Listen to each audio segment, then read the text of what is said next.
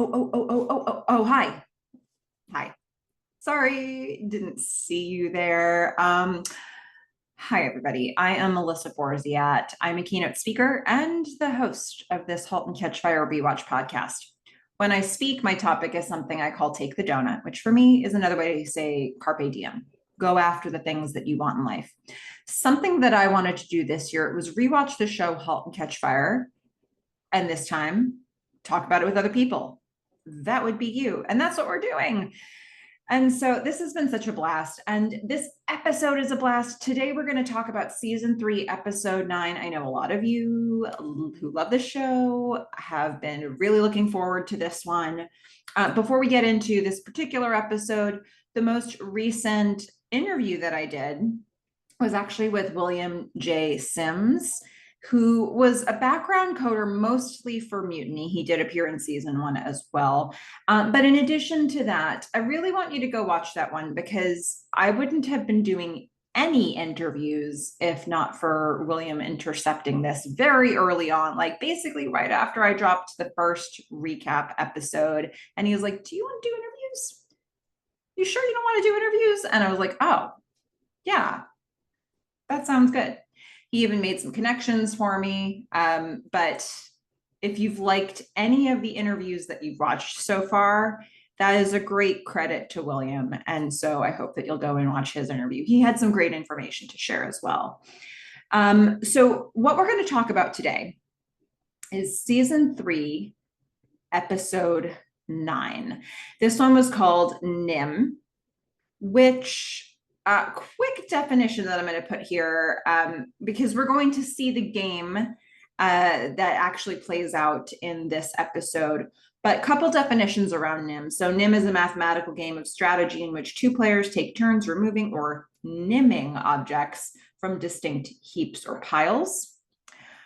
Also, another term that I found for it is NIM is a general purpose, multi-paradigm, statically typed, compiled high-level system programming language designed and developed by a team around Andreas Rumpf. So game or programming language can be both. All right. So that would be what NIM is. And we certainly see that game as it plays out in this episode. Now, this episode originally aired October 11th, 2016. It was directed by Christopher Cantwell. Sure was. And it was written by Mark Lafferty. Here's the description. 4 years have passed since Mutiny's descent. Joe arrives at Comdex to catch up with Cameron, now living in Tokyo and working for Atari. Donna, now divorced, tries to make amends with her former colleague to pitch a new idea. I mean, working for Atari is kind of an interesting way to put that. She seems like, is that really what this is? She has a game that was bought by Atari. Does that make it working for Atari? I guess that's true. I guess it's a fair way of putting it. Okay, so that's the description of this. So one quick caveat. Look, I've been trying to wait all day. Apparently there are workers who are dismantling the entire apartment complex next to me. They seem to be gutting it. They're making as much noise as you can possibly make on a Sunday. And I'm here to tell you, I tried to wait it out. If you see cuts happening during this video, it's probably because it got too out of control for a second, but hopefully it won't be too distracting or disturbing for you because frankly, we want nothing but the best for NIM. I know you guys love this episode. I love this episode. This is an amazing episode of television. And so we want to focus only on the content we're supposed to be focusing on here. All right. So let's get into the scene by scene breakdown of it all. First of all, I've been really interested to see, we're coming off of an extremely intense episode with 308, You Are Not Safe. And it must be another sign of incredible writing for this show that you can have an episode like this that feels fun, come after an episode that feels so incredibly dark. And, the whole last episode felt sort of dark and ominous. but it certainly ends in a way that's the most dark and ominous. So to come right off of that and to go into this episode, which has a totally different tone and feel, and for me, it feels seamless. It feels like this is exactly how it was supposed to go. And so I can't help but think that was a lot of sort of gymnastics with the writing, if you will. And I think they did a tremendous job with this. But if we get into the scene by scene breakdown, I think this starts in a very interesting place. I like a whole bunch of the choices they made here. In fact, all of them. I like all of the choices they made here. We're going to start by seeing workers in an office taking down a sign inside that you would see when you first enter. It says Amador Gould Gilson. Oh, okay, so they're taking down the sign at Amador Gould Gilson, and they're putting up one that says Amador Gould Gilson Emerson. And then the sort of, I guess it's their logo, is AGGE. We don't currently know what the relevance of this is. But then we're going to start pulling back from the workers working on this sign, and we are going to see Donna watching them put up the new sign. Okay, so now Donna's in this office. She's got, a work clothes on, fancy outfit on. Well, fancy outfit is what I should say. She's watching them put up this sign. All right. She's going to turn and walk down the hall and into an office, which turns out to be her office. Okay, so she's watching them put up this sign. Is she Emerson? Gosh, it just goes to show you a lot has happened. In some episodes, they've chosen to give us, at the bottom of the screen, the timestamp for when it is now. But they haven't done that here. They're making us work for it a little bit. And I really like the way they're going about it. One other thing that I want to point out about this sequence where she, starts in that sort of lobby area, reception area, and then she walks through the hallway to her office. She hasn't seen any other people who work there. We've seen the workers who are taking down the sign, but Donna is so alone for most of this episode. There's a moment we're going to see her standing in a party, but nobody wants to interact with her there. So Donna's a lonely person in this episode. Whether she is in an office by herself or at a bar or in a party where there are other people, Donna is either by herself completely or nobody wants to speak with her. We're going to get one exception to that at the very top of this episode, but even that, there's a bit of distance being thrown up. So she goes into her office. It's got a lot of neutral tones, very darkly lit. We're going to see a lot. She's in really dark spaces in this episode, as Joe will be at the start of this episode too. Anytime there's a choice to have Donna alone, she tends to be in a dark space. There's a nice couch in this space. It's a nice office. There's a note on her desk on a notepad. It says, Cameron. It says, Tokyo to Las Vegas, arrive 11:14 at 3:13 p.m. And then it has Joe's name, and it has two phone numbers. Well, it has two numbers listed for him. One is a phone number and one is a fax number. Donna sits at her desk. She's going to pick up the phone to call Joe. That's the number that's on her pad. She decides against it and she hangs up. Okay, so we don't know yet. Like, she's got Cam's flight details. Is she back in touch with Cam? She's got Joe's phone number, but she doesn't feel comfortable to pick up the phone and call Joe. And, she's written his number down on this pad. It makes it feel like she got information. She got all this information, or maybe somebody found it for her. And so she's done research to gather this intel. So she is going to put the notepad down. She's going to sort of sit back. It's like, she's just not comfortable to make that call. And then we are going to see, and this is a device that was used in the last episode as well. We're going to see from behind sort of like a door frame. The camera is going to peer behind the door frame like it's a person spying on Donna. But then we see like Boz walk past this person spying on Donna, and he walks into the room. And he is smiling. You'd be hard pressed to find another person who's happy to interact with Donna in this episode, but Boz at least is smiling here. He says, Donna Emerson, senior partner. My God, that does have a ring to it, doesn't it? He is beaming. He's going to gift her a bottle of wild turkey and a gift box. Do we definitely know that she likes wild turkey, or do we just know that he likes wild turkey? She is smiling too. She's happy to see him. He says, here, I like redheads, but my God, that new girl at reception's got a real attitude. Donna says, she make you sign in? Boz says, well, she damn well did. Hey, sorry I missed the celebration. We had a big storm down in the San Juans. Okay.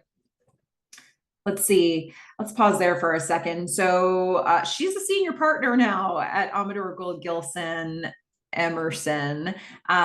We know Gould is Diane Gould. This is the firm that Diane works at. And so now I guess Donna works there too, and she's got a position of power. So some amount of time has elapsed. Things went horribly with the IPO for Mutiny. And what we can see is that Donna's got a new name. Donna's got a new job. She's not working with Mutiny anymore. Clearly, a lot of changes have happened. We don't know how much time has elapsed. Boz is saying, we had a big storm down in the San Juans. Who's we in this situation? But he's been out and about traveling a little bit. Donna's going to open the gift. It's a Mont Blanc pen. She says, wow, I never pegged you for a Mont Blanc. I can't say this word, Mont Blanc kind of guy. Boz is like, well, I ain't. I thought it would go with the decor. Also, it's got that nice little snowflake thing right on top. But, well, there's at least that. Something Boz can appreciate about this pen. Donna says, thanks. He says, sure. He looks around the office. He's impressed. Donna just kind of looks like she wants a friend here. And Boz happens to be there. So she says, hey, you want to stick around? Maybe go downstairs, get a cup of coffee, or Boz is going to decline. He says, oh, I'd love to, but got to hit the road. Maybe, he says, Diane's already up at the vineyard. So, does he really need to hightail it out of there, or does he just not want to stick around for Donna? He's doing the kind thing. He's giving the gift. Obviously, he's still connected to Diane. So, from what he just said, so he's inevitably connected with Donna because now Donna works with Diane. Diane obviously helped facilitate her getting into this firm to begin with. And so there's that, but Boz isn't spending more time with her than need be. And he is giving her a gift that I only associate with Boz, at least with the wild turkey. The Mont Blanc pen. Okay.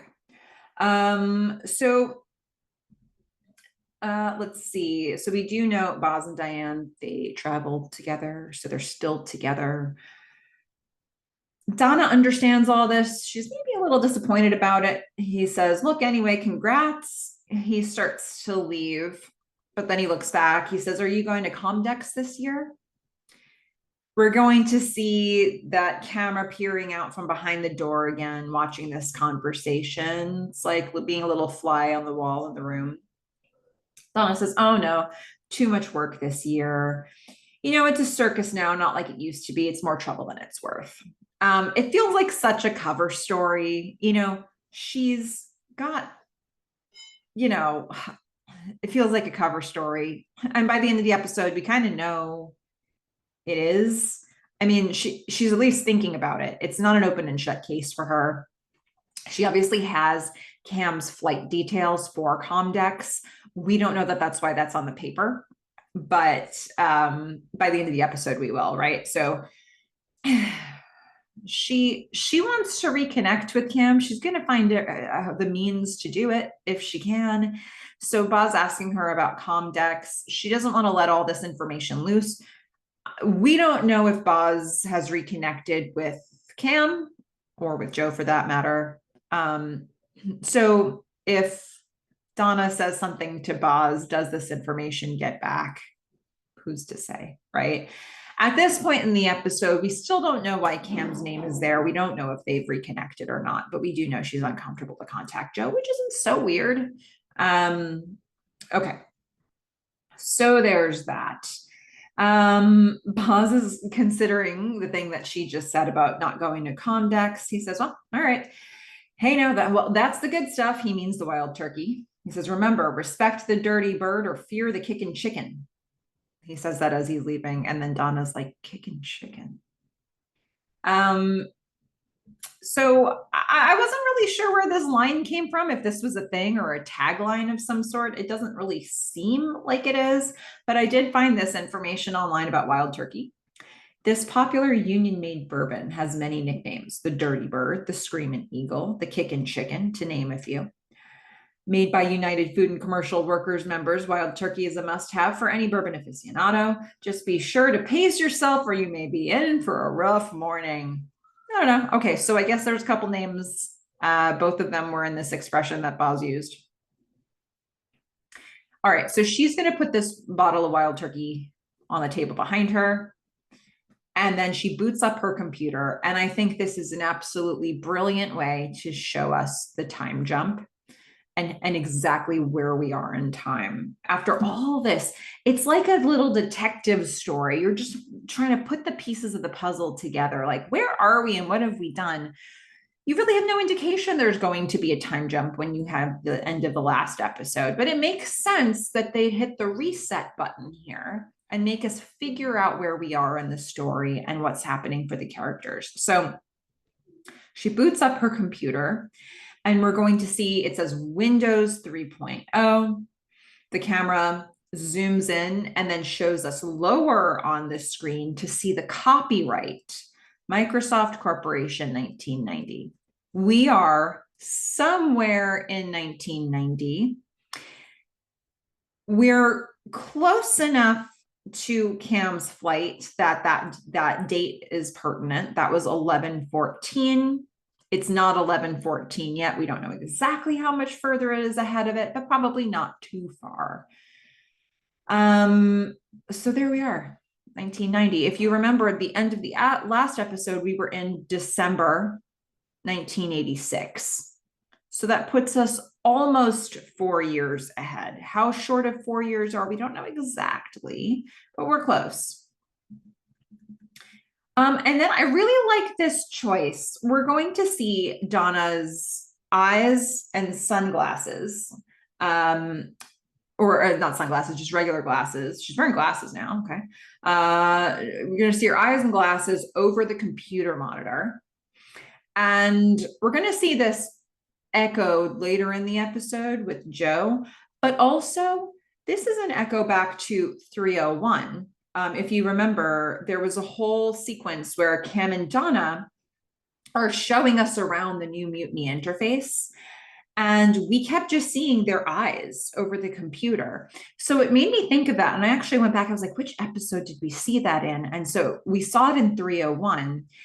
And I like that they pull that back here, because in that episode, it made it really clear that like there were two sets of eyes over the monitors. You know, it was Cam and Donna together. And now we see that same device being used, that same technique of showing us Donna, part of Donna's face, except she's alone.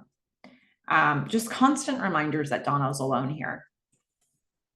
Now we are going to see something like this again. So first we're going to see a bank of 3 TV monitors in a row. Really interesting setup here. They turn on one by one. One of them has a basketball game, one has the New York Stock Exchange feed, and then the third one has football. We're going to look over one of the monitors, kind of like we were just doing with Donna, but Joe's much further away in the room. So we're looking, the camera's looking over one of the monitors, and in the distance, out of focus, is Joe. He's sitting down at a desk. He's going to mute all the TVs. He puts on a headset. He's going to make a call and sit at his computer typing. I think that this is, all of the camera choices here are so cool, so interesting, because we are coming off again, end of last episode, Ryan has just committed suicide. We see that hit Joe when he finds out, the police officers come to his apartment to tell him that Ryan clearly, jumped to his death. He went to Joe's balcony. He jumped off of it, and Joe's getting that information. As we close out the episode, we're seeing it land on his face. And then in that closing montage, we can see that he goes to that place where Ryan first met him. Not the first time Ryan saw him, but the first time Ryan interacted with Joe was when Joe was coming out of surfing at that site near the Golden Gate Bridge. And we saw that Joe was there. This is clearly a devastating loss for Joe. But how does he cope with that? Now, we don't get to see what happens in that almost 4 years between then and right now. But we see where he is 4 years later, and we have to try to piece together what that might have meant about that initial grief period. And so this episode isn't going to make it easy for us at first. Joe also is alone in this apartment. And the apartment is pretty dark. He's standing by a window, but it's like just a darkly lit, darkly decorated apartment. And in fact, I think very rarely does he have a light on in that apartment. But so here's what's interesting to me. He's going to make a work call. So we've got that New York Stock Exchange feed on that middle TV. Joe says, "Morning, Ray." This is the person he's calling. By the way, Ryan's last name was Ryan Ray. So this guy's name is Ray. Joe's like, he's standing and walking by a window. He's like, I guess, working through some orders with Ray. He says, "Amgen's a yes, put it on the tape." Yeah, not interested, Ray. Pass. He's passing on things. He says, Ray makes some other suggestion. He says, "The guy's hunting elephants, but bagging pigeons, Ray." Hunting elephants is a colloquial term, I guess, for describing the practice of targeting large companies as potential clients or acquisition targets. Don't know what pigeons are in that situation, but he's doing the stock thing. He's doing the investment thing. He's passing on more stuff. He says, "What's your position on Lamb research?" All right, set up a limited order. Ray suggests something else. He says, "I'm not interested. I'm long on telecom." That's all. He hangs up. He takes off the headset. Now, that's the things he's saying, but there's a lot happening on screen. First of all, there's something we're not seeing or hearing, and that's Ray. So once again, Joe is also feeling pretty alone here. But what I love about the camera choices here is that there are really quick cuts happening all the time, frequent, quick cuts to different parts of Joe's body. We don't really get like the full length of Joe for an extended period of time. We get, let's see, what are some of the things? We get a side of his face. We get him from here up. We get him from here down. We get his back, his chin, his fingers. We get the bottom half of his face. We get just all of these little fragments of Joe, which makes me feel, because I am trying to figure out how Joe's doing. I want to see Joe. I want to get his essence right now. I want to know what energies he's got. I want to know how he's feeling about things. And it's basically impossible to read that when you're just getting like pieces of Joe all the time. It's like a puzzle you have to try to put together. It's so good.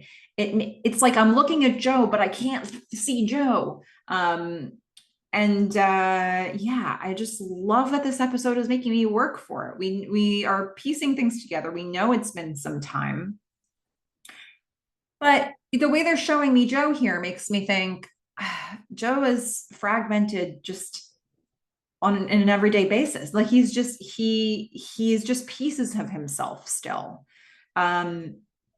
So cool. Okay, so after he takes off the headset, we're going to see the lower 2/3 of his body with the headset hanging down in his hands as he looks out the window, which reminds me just a little bit of, was it 2 episodes ago, where we see the shot of the key in Joe's hand when he goes to visit Ryan's house. And he palms the key, he takes it, he puts it back in his pocket when he realizes what Ryan has done. We get sort of a similar thing, but he is just leaving the headset hanging there. So cool. And so frustrating in a great way. Okay, what's Donna up to again? So now we're going to see a bartender putting a dirty martini in front of Donna. And she is meeting with a couple of guys, I guess, whose company AGGE is investing in, her company. So this is an investment meeting for her. These guys are pretty green. They're sweet. They're newbies. I think I was looking at IMDb. I think this is Bo and Brett. So one of the guys says, look, we just prefer if it was you coming out, even for one night. Donna says, guys, you're in great hands. Elias will make sure that Camino Ware is the talk of Comdex. One of the guys says, wait. She says, no, and by the time you're back in San Jose, I'll have the table set for your Series B. How does that sound? So one of the guys says, all right, you should go pack. They're not going to put up a fight on this. So they wanted, I don't know, I guess Donna's been nurturing them, or, I don't know to what extent people on that team are sort of crossing over who works with the clients. But obviously these guys from Camino Ware have more of a connection to Donna. It's Elias that's going to Comdex. Maybe Donna orchestrated that. Maybe Donna normally works with the guys from Camino Ware, and it would have been expected for her to go to Comdex, but she knows Cam's going to be there and doesn't want to run into her. Hard to say. So she kind of appeases those guys. They agree. They look at each other. They have to go pack, but they're not sure who pays in this situation. So they start to like reach into their pockets to grab their wallet. Donna's like, stop it. Stop. What? Oh, Jesus, guys, I've got your Heinekens. Whatever you do, don't do that at Comdex. It's not exactly that you can't pay. Like, I mean, I think we might remember from the last Comdex episode, it's okay to spend lots of money on partying, get yourself the shrimp tower if you need to. But something about this, the way the guys are doing it, it's like a little nickel and dime, it's a little transactional. And so I think Donna wants them to wow people, and this doesn't do it the way they just approached it here with her. So they're learning as they go. They say thank you. The other guy's like, it was really sweet of you. Okay. They get up and they go. So now Donna's sitting there alone. Some other guy, we're going to call him Kyle, because I think that's what he's called on IMDb, but we don't get his name. We specifically do not get his name in this scene, which is brilliant. So this other guy, we'll call him Kyle for these purposes of the retelling. Kyle walks over He says, "Hey, Donna, this is your area of expertise. Settle a bet for me." And we see Gordon come into frame. This fellow thinks the feds are going to deregulate all of NSFNet by 91. Gordon Clark, this here is, and Donna's going to introduce herself. Donna Emerson. Kyle has no idea that these two people know each other. They're giving each other knowing looks, but they're a little bit stringing Kyle along here. Gordon's like, "Oh, nice to meet you." They shake hands. Kyle says, "Yes. Yeah, so I said the goddamn federal government can't even deliver my Playboys without some creep swiping them every other month." Donna finishes the earlier thought. She says, 93 at the earliest. So she's answering the question of, when the feds are going to deregulate NSFNet. She's pushing Gordon's estimate back 2 years. Gordon says, "Well, there's a senator in Tennessee. He's a real dog with a bone on this thing." She says, "Oh, you seem really sure of yourself." Gordon says, and this is where it gets really playful, but not. Gordon says, "I am. And for a long time, I wasn't sure of himself. And then this weight was suddenly lifted off of me." When he says weight, Kyle's eyebrows raise. Like, what's happening here? Donna says, "What kind of weight exactly?" Gordon's like someone poured cement in a bunch of bowling balls and then strapped those bowling balls onto a big fat circus man. And then he climbed this ladder. Kyle's lost. Donna finishes his thought. She's like, "And then stood on your shoulders?" Gordon's like, "Get it." Donna says, "I do. I cut loose a ball and chain of my own recently." Gordon says, This is very liberating, and she's smiling. Gordon's like, "So what now? Just casual sex and Cosmos?" She says, "Casual sex and martinis." Gordon nods. Donna says, "Oh, but casual makes it sound boring, lazy. I'd rather go with hot and dirty sex.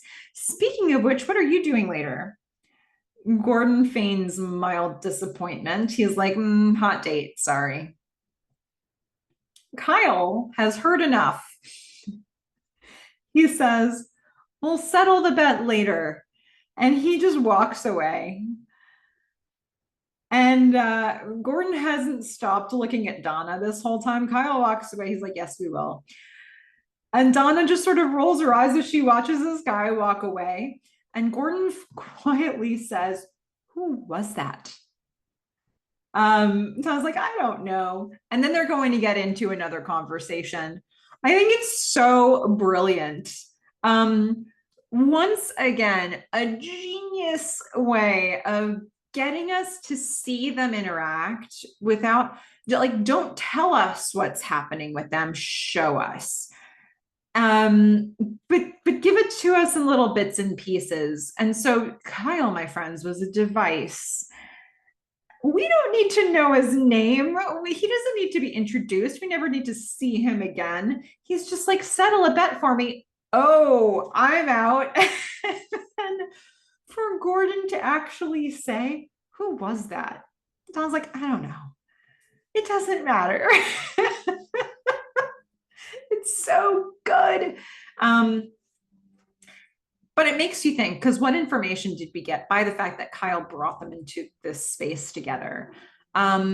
We get the fact that they're on speaking terms. They can speak. They can sort of rib each other. And there's probably truth to the things that they're saying, but it doesn't feel like they're actively trying to hurt each other for me. There's a joking energy with some truth to it, and they both seem to be taking these jabs to the chin and dishing them back to each other. So there's that, right? I mean, where are they right now? We need more information, but it's not like one of them just got up and walked away. And they were able to be on enough of the same page that they could basically toy with Kyle together. I don't know. So there's all that. But we also know that it's been long enough that they've been separated or divorced or whatever they are right now. They've been apart for long enough that people encountering them wouldn't know them to be together. That they're both acknowledging dating. So there's something there. Okay, so now Kyle's gone. Gordon says, so congratulations, it's official. She gives him her new business card. He says, Donna Emerson, you really couldn't stand being a clerk, could you? Donna says, Emerson has 3 syllables. It's got stature, you know? Plus it takes up more space on the sign. So Gordon says, well, my name, your dad's name, what's the difference? Donna smiles, but I've got to say, that's a thing to say, you know, like my name, your dad's name, what's the difference? It's like one way or another, there's a man attached to this. Again, how much of this is coming from a genuine place of hurt? And, you know, as they're having this first interaction, you really have to try to piece together who wanted the divorce. Like, my guess, I'm going to submit, based on everything we saw in season 3 to this point, that Gordon wanted the divorce, or at least brought it up first. How Donna received that, was Donna willing to acknowledge that really even moving to California was a band-aid? It had been suggested by Donna. She thought that would fix things, but that was just covering up the problem. It was brushing it under the rug. We saw from like basically the first time we saw Gordon at the start of this season, they did not seem happy with the dynamic. And we've seen so many different times him just feeling what looked to me to be unfulfilled. And then we get to, you know, the 2 episodes ago, we get to the mutiny board meeting. And I can't think that feels like it must have put an even bigger wedge in their relationship. He was not in agreement with how Donna approached things. He voted her way out of a sense of loyalty of being her husband. But he also gave Cam a heads up because he didn't think that what Donna did was right. He couldn't even he didn't even want to acknowledge her at the end of the board meeting. I mean, and then we get all the stuff that happens with Ryan, and we get all the stuff that happens with the failed IPO. And, you know, I just am inclined to say that Gordon was the first one to say, I'm out. We don't know that for sure here, but let's see what pieces of the puzzle we can put together to see like who did the breaking up with whom here. So we're going to see Michelle come up. Now, Michelle is going to be a person that's trying to date Gordon. She says we should probably get a move on if we want to get our reservation, Gordo. Donna looks at Michelle. Gordon's like, yeah, Michelle, this is Donna. Donna, this is Michelle. Michelle says, oh, of course. She shakes Donna's hand. Clearly she knows who Donna is. Hasn't obviously met her, but knows that Gordon was married. She says, hi, nice to meet you. Donna smiles, you as well. Donna's so good at just faking it that we never know if she's faking it with us too. So Gordon's going to sort of swallow a little bit because this is awkward. He says to Michelle, just let me close out my tab. She agrees. She's going to go get her coat. Says it was nice meeting you to Donna. She puts down her drink. She walks away. We're going to see that wide shot of the whole bar again. A bunch of people in there. Donna's like, Gordo? She calls him Gordo. Gordon says, Ms. Emerson. If we're just calling each other names, let's just call each other names, our names. Donna says, she seems nice.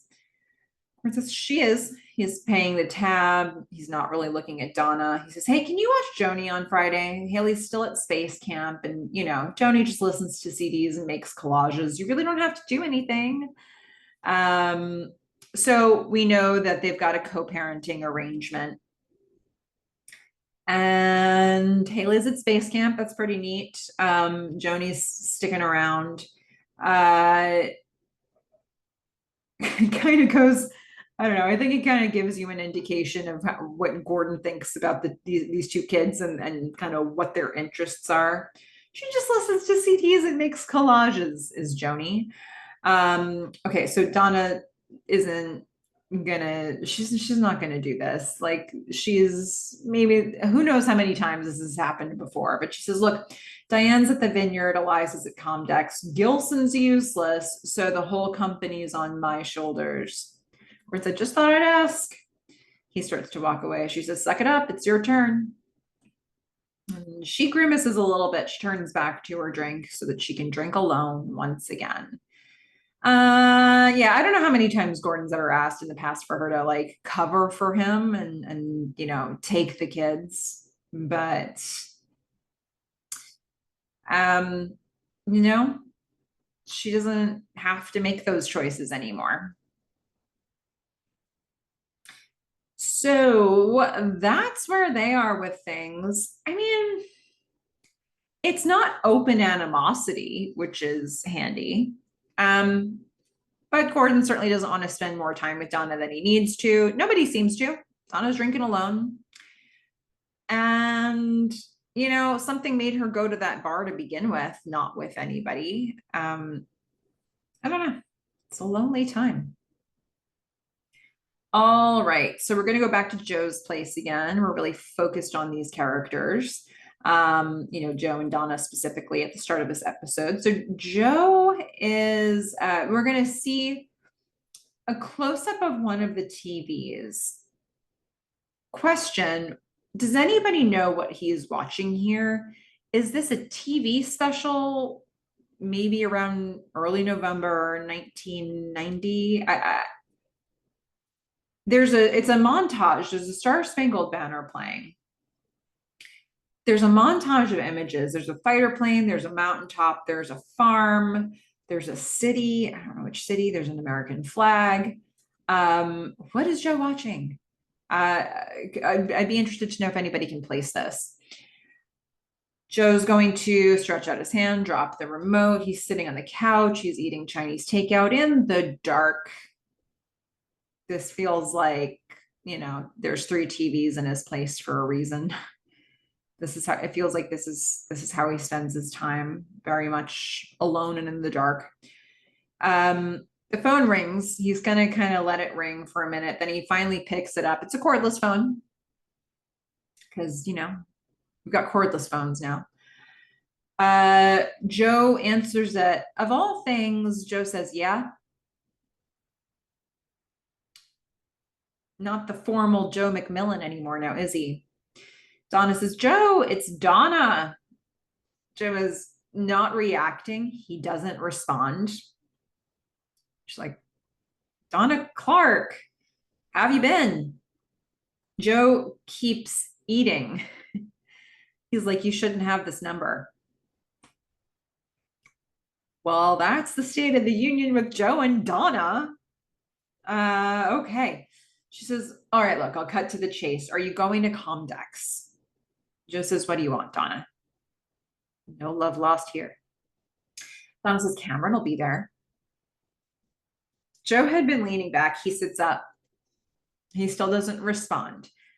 Donna doesn't know about his change in posture. She can't hear anything from him on the other end of the line, but he sits up. We can see that.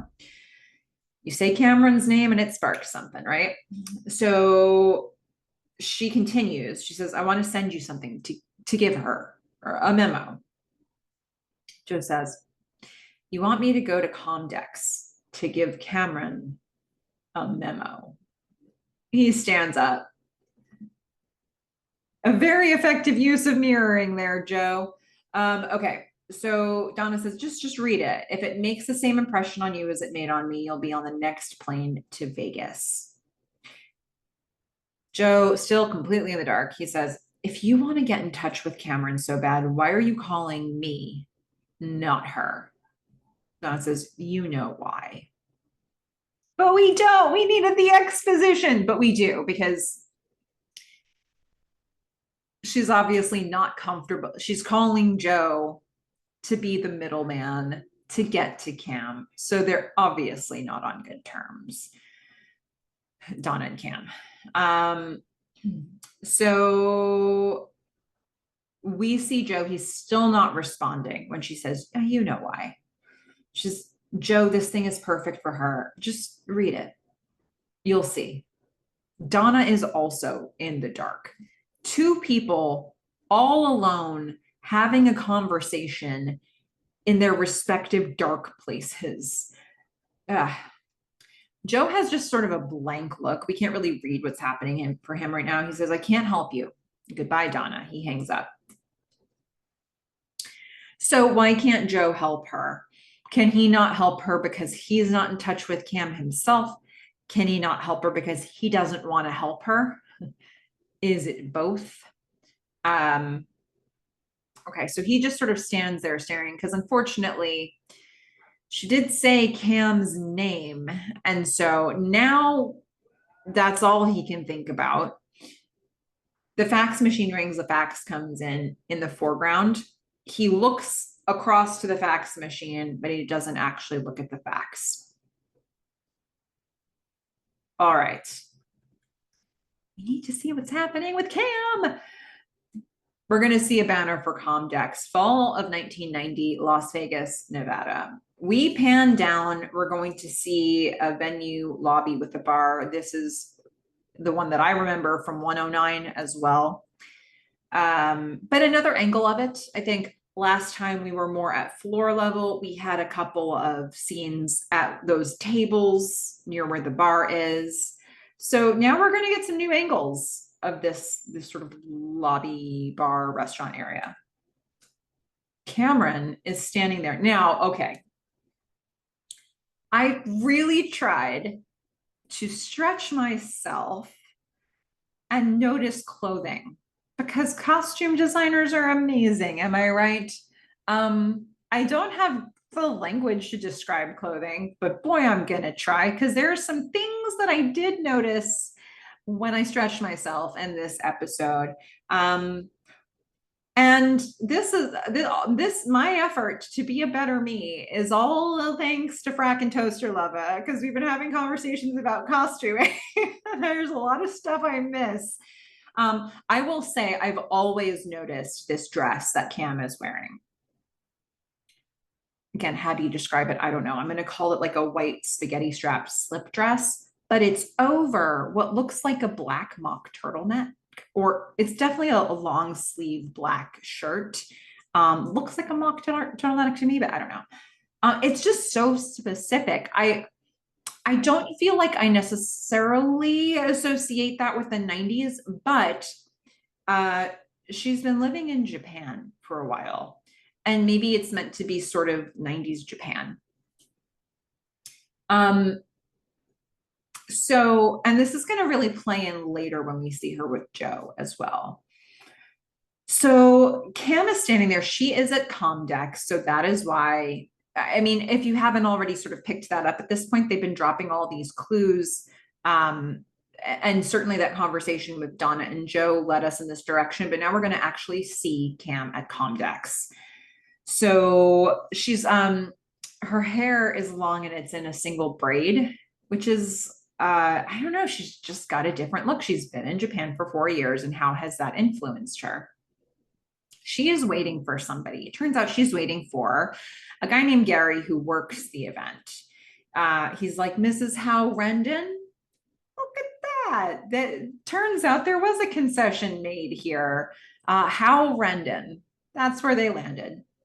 Cam says, hi. He shakes her hand. He says, I almost didn't recognize you. I expected you to be wearing a leather jacket and have a bunch of tattoos like in Space Spike. Cam says, we're different people. I don't know if they're entirely different people, but at least clothing wise.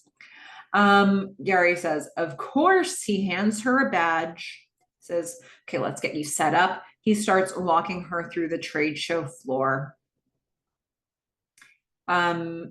And he's saying, okay, they fly you all the way out from the Orient just for this? He looks back and she nods. He's like, amazing. They get to the Space Bike 4 booth. So we know that in the last episode, she had come up with the idea for Space Bike. And she was showing us a rudimentary version of it to Tom, and she was explaining the rules of the game. And so we're now at Space Bike 4. It's been 4 years later, so I guess it's done well enough that they've released a new edition of the game each season or each year. Atari's name is prominent at this booth. So Atari is the company that, is sponsoring her game, that has hired her to make the game. So she's a game designer. I keep thinking back to that intro I read earlier. Like, does that make her an employee of Atari, or does that make her a game designer who's like not outsourced, but does she have her own company and then Atari purchases the games? Like, how does this work is what I want to know. Anyway, Atari's name is all over the booth. It's a beautiful setup. They've got this amazing space backdrop. And then they've got a replica of the space bike and an actress, a model, somebody who's meant to be the physical representation of the character in Space Bike. I think this person looks a lot like Cam, actually. So he's like, here it is. This is your space. She says, whoa. Yeah. This woman who's standing next to the bike with the leather jacket and the helmet on and everything. She says, hi, I'm Tracy. And Cam's like, hi, Tracy. This is like a little weird for Cam. Tracy says, they told me not to sit on the bike because I might crush it. And Cam says, it's probably good advice. And then Gary's going to get her attention, show her where to sit. He's like, you've got a few minutes to settle in before the signing starts. She says, oh, yeah.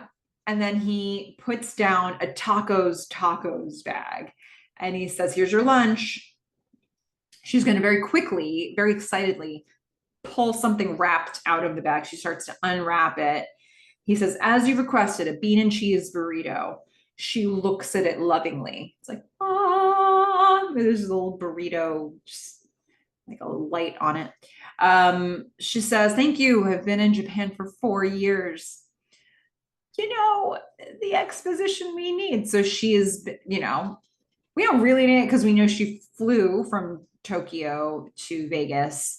But I guess it's helpful to know that she's, been living there uninterrupted for 4 years. It's not like, she moved back to the States and still, produces this game for Atari. So Gary says, oh, okay. No. Cam takes a bite. She is in absolute heaven.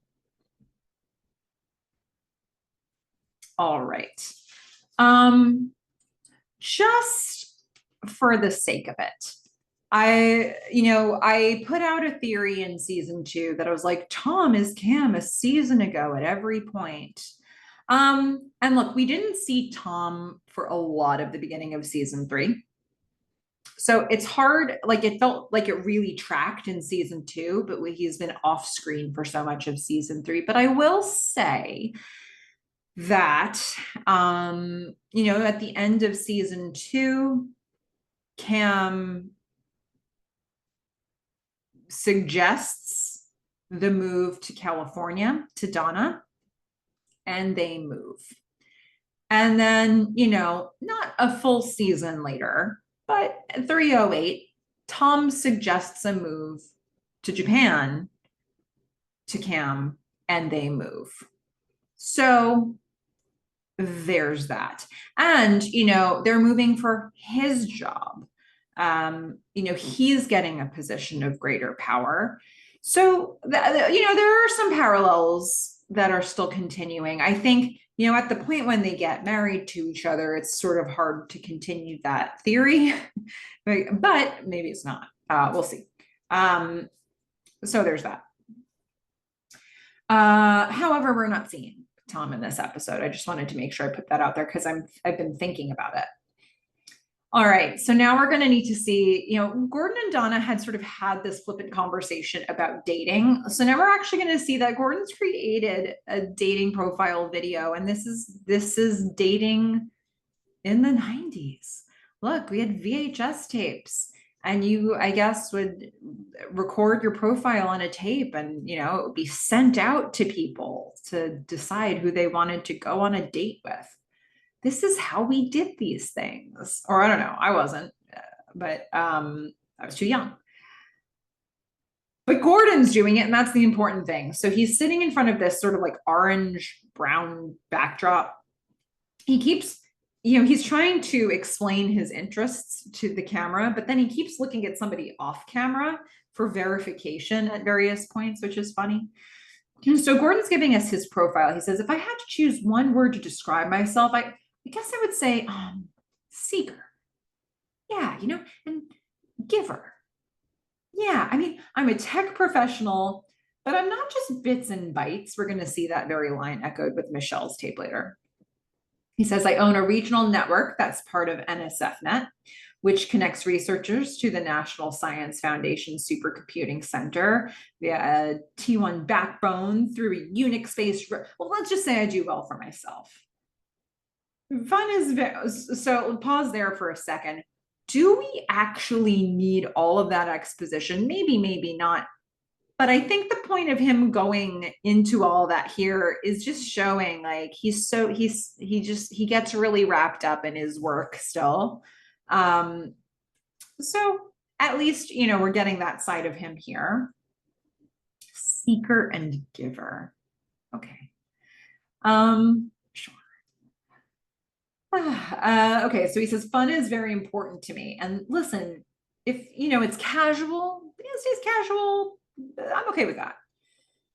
And if it becomes something more than casual, I'm okay with that too. He's down for whatever, guys. Okay. He says, yeah, and I like camping. Hey, remember when Donna revealed after years of camping with Gordon that she didn't actually like camping? He's gonna nip this in the bud right away. Like, whoever I date, I'm gonna be upfront that camping is a part of my world. Okay. Gordon looks at somebody off camera. He's like, do you like camping? Who is this person off camera? I think he's so like traumatized by that moment with Donna that it's like his litmus test. If he's like, what's your name? Do you like camping? It could be a friend, a coworker, a potential romantic interest. He's just always like, do you like camping? Be honest. Gordon is camping. Okay. So the dating profile, the camera techniques here, it keeps switching to like close-ups of Gordon and then pulling back and then close-ups or pulling back. And you can see all the times that there are cuts between things that he's saying. He says, recently I've gotten into fine cuisine, cooking, but like really doing it. You get to cook something and then you look at it and you think, I made this. And then you get to eat it and then move on. That makes me happy. I don't know. If you're extrapolating that into his dating style, I guess that tells you something. But anyway, we're setting up something we're going to see in this episode. But if you remember, season 1, Gordon also was like, I kind of want to, or was it season 2? He was like, I kind of want to cook more. It was season 2 after post Cardiff Electric. He was interested in learning to cook, but he didn't. And so now he has in fact started to do that. After all of this, somebody must have asked him a question, and he's like, "Oh, my name? Can I look into the thing?" He's talking to somebody off camera, so he's like, my name is Gordon. And so I don't know if this is actually the order of how he put all this information out there, where he introduced himself after all of this, or if they spliced it together out of order somehow, which would have been very, very hard to do with videotapes. Like that, it doesn't seem like the juice doesn't seem to be worth the squeeze for a company to do it that way. Because it's not like, it's not like you can like just move things. Like you would record things onto the tape, and then that's where you were, like, wherever you record it is where you record it on the tape. So I didn't explain that very well, but it made sense in my head. Okay. If you know that technology, that's how it worked. So it's funny that he got all the way through that and possibly just didn't even mention his name until the end. So we're going to see that the reason we're seeing this is that Joni is watching this video and she smiles. She's like, oh, my dad, no, come on. I don't even know what she thinks of her dad. I think you get a real impression of Joni for so much of this episode, but the stuff that but I have a lot of compassion for where Joni is because of some of the stuff they put underneath her snark. She's got finely crimped hair. Hey, noticing clothing. She's got the flannel shirt over the Shonen knife shirt that's going to come up later. Gordon storms into the room. They still live in the Clark house. He kept the house. And so Joni's there with him. He's like, Joni. We can hear Gordon on the video saying number 108A2. He's identifying himself as a number or alphanumeric sequence anyway. He's like, Joni, that is private. He goes to the VCR to stop the tape. He takes it out. She's like, yeah, making a video that screams I need to get laid is totally private. Gordon's like, get laid? Who taught you that? She says, Dad, I know kids in school giving hand jobs in the parking lot. I'm not a kid. He's like, no, you don't. And yes, you are. All right. What time am I taking you to the party? She's like, it starts at 9. By the way, Joni's 14. I think we finally are in the episode. So, I don't know. She's not a kid. She's a kid, but she's not a kid. That's, I guess, the age you'd start that debate, isn't it? So, okay. She says it starts at 9. He says, can I take you a little earlier? She shakes her head. No, he says, because my date, I'm cooking dinner for somebody and she'll be here at 7:30. And that's quite a bit earlier. Joni says, yeah, but Jennifer is seeing Child's Play 2 at 6:30 to go stalk Bobby Osthoff. She leans a little closer. She's like, she probably won't even be back until 8:30. Gordon's like, the party's at Jennifer's. Joni's busted. She made a mistake. We're in on her face. And she's like, Joni's like, Mom said I could go. She's using the defensive tactic straight away. Gordon says, yeah, well, Mom told me that Diane was out of town all week. You can't go to a party if there aren't parents there. You know that. Joni's going to stand up frustrated. She's got a raised voice. She's like, but Mom said. So Joni leans away from the you're ruining my life argument, and she leans towards the but Mom said argument. Gordon's like, Joni, when you're staying with me, I make the decisions. She's exasperated. She's like, God. And she leaves the room. He's like, Joni. She's like, ah. And he just exhales because this is the world with Joni. She's trying to make it happen. She's doing what she can. Child's Play 2. Look, I remember seeing the first. So I'm a big horror movie fan, as I'm sure that I have said many times on this podcast. For years in my, after my teens, I was looking for movies that would actually scare me. And the more I watched, the less they scared me. But I remember when I was little, I remember watching Child's Play, and that freaked me out. And was it last year or the year before? Because every October I watch as many horror movies as I can. And I went back and I watched some of the ones that scared me when I was a kid. the results were not good. I went back and I watched Child's Play, not Child's Play 2. And I was like, this is hokey. This is not scary. If you're wondering, I also went back and watched Leprechaun again. Talk about so bad it's good. Yeah. So anyway, Child's Play 2. You know, Chucky. Anyway, so that's what's going on here. I mean, the way they're setting it up, you know, we're getting Joni, you know, is at that adolescent phase. She sort of wants to be up to no good.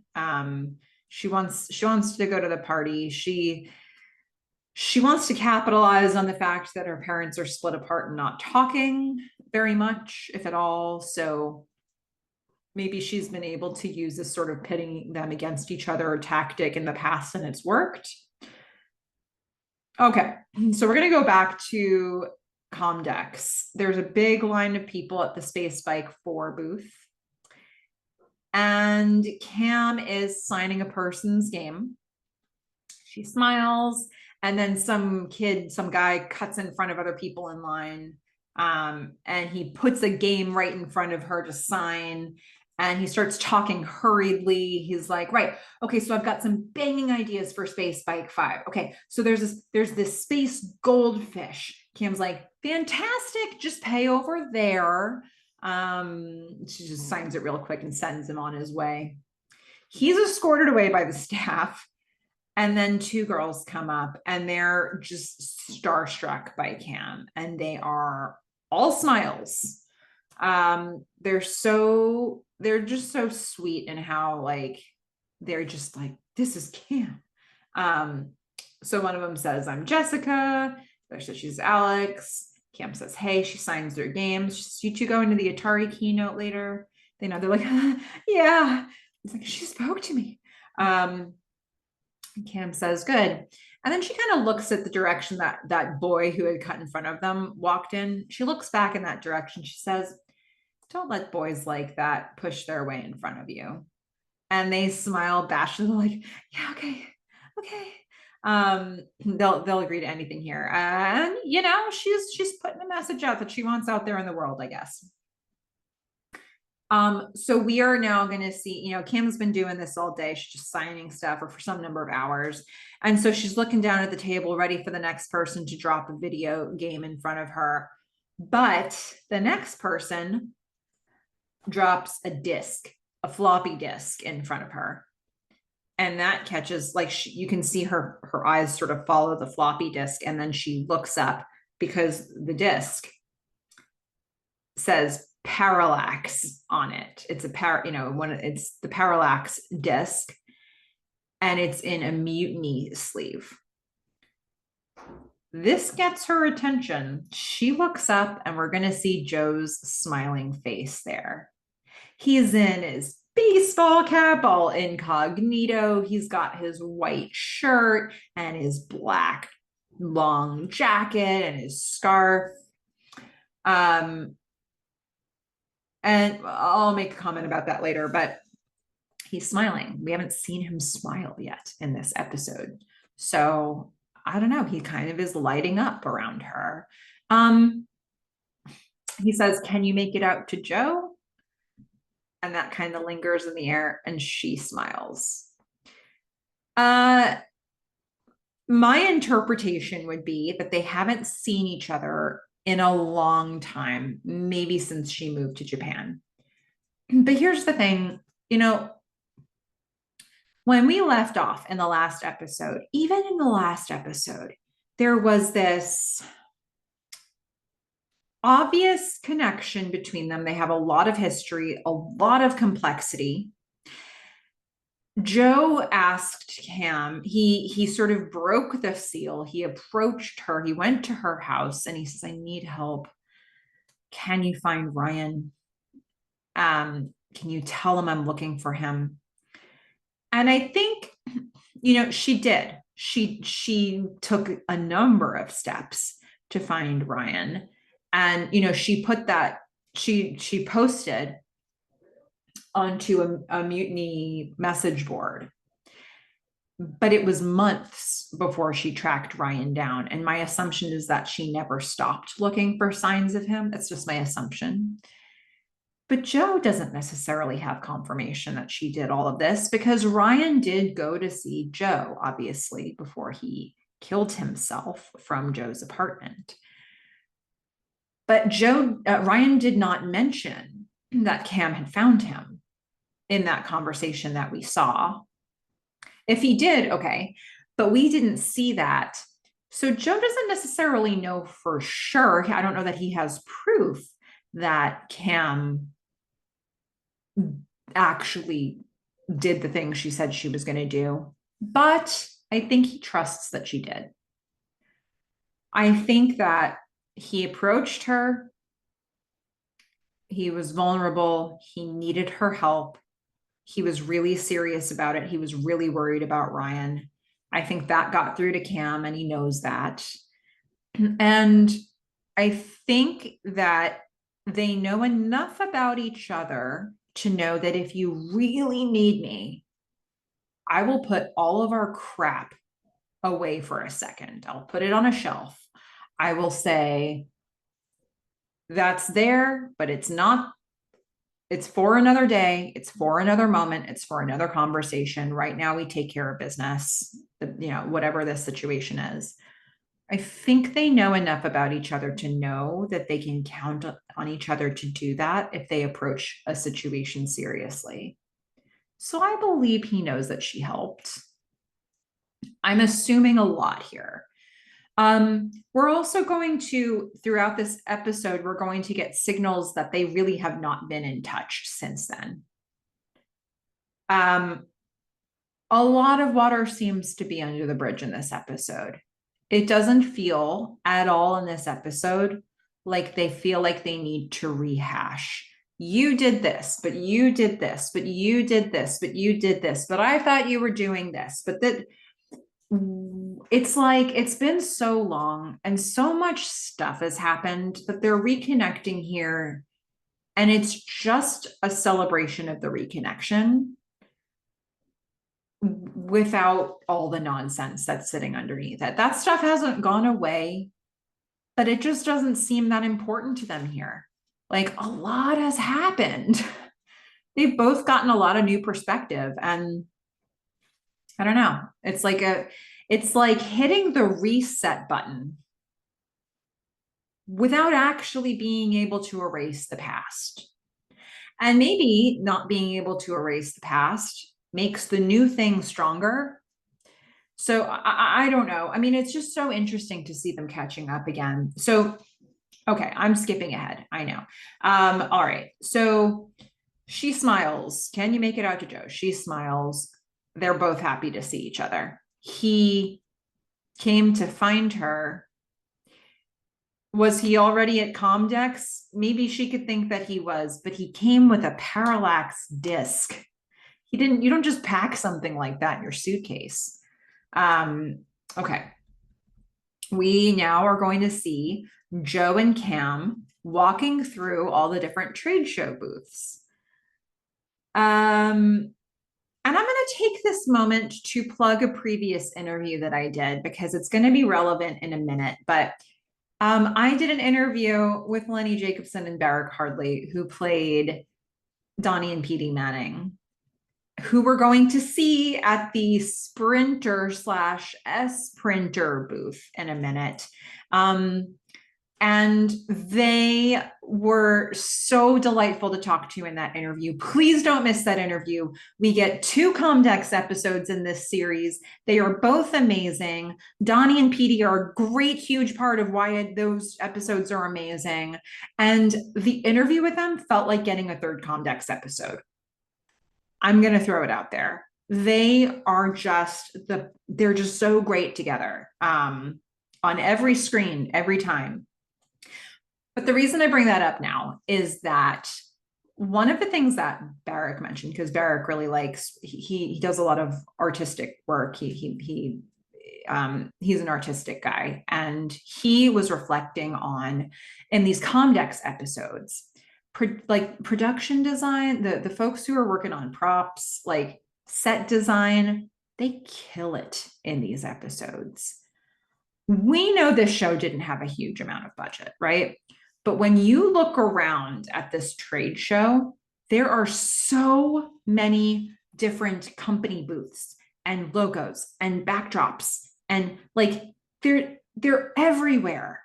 Like you have to come up with the brand of all of these different companies, and then actually like make all the collateral around it, to make it, or enough, and like backdrops of booths, banners, things like that, where it feels like a filled out space. So Barrick was really reflecting on the good work that the team did to make this space look really like a trade show, like an expo floor. So just amazing work, and again, I imagine that they were working on a tight budget, but somehow they pulled this off and they make it look like a really active space. Okay, so they're walking around the trade show booths, and Cam's saying, it's just a really amazing culture, Joe's like, do you even speak Japanese? That to me, that question does not come off as critical. He's wondering. She says something in Japanese, and I like this. These actors are so in sync with each other throughout this episode. She says something in Japanese, and he's impressed and she's impressed, and so they both pull back from each other and they go, and it's just like almost they make a heart shape by doing that. It's so great.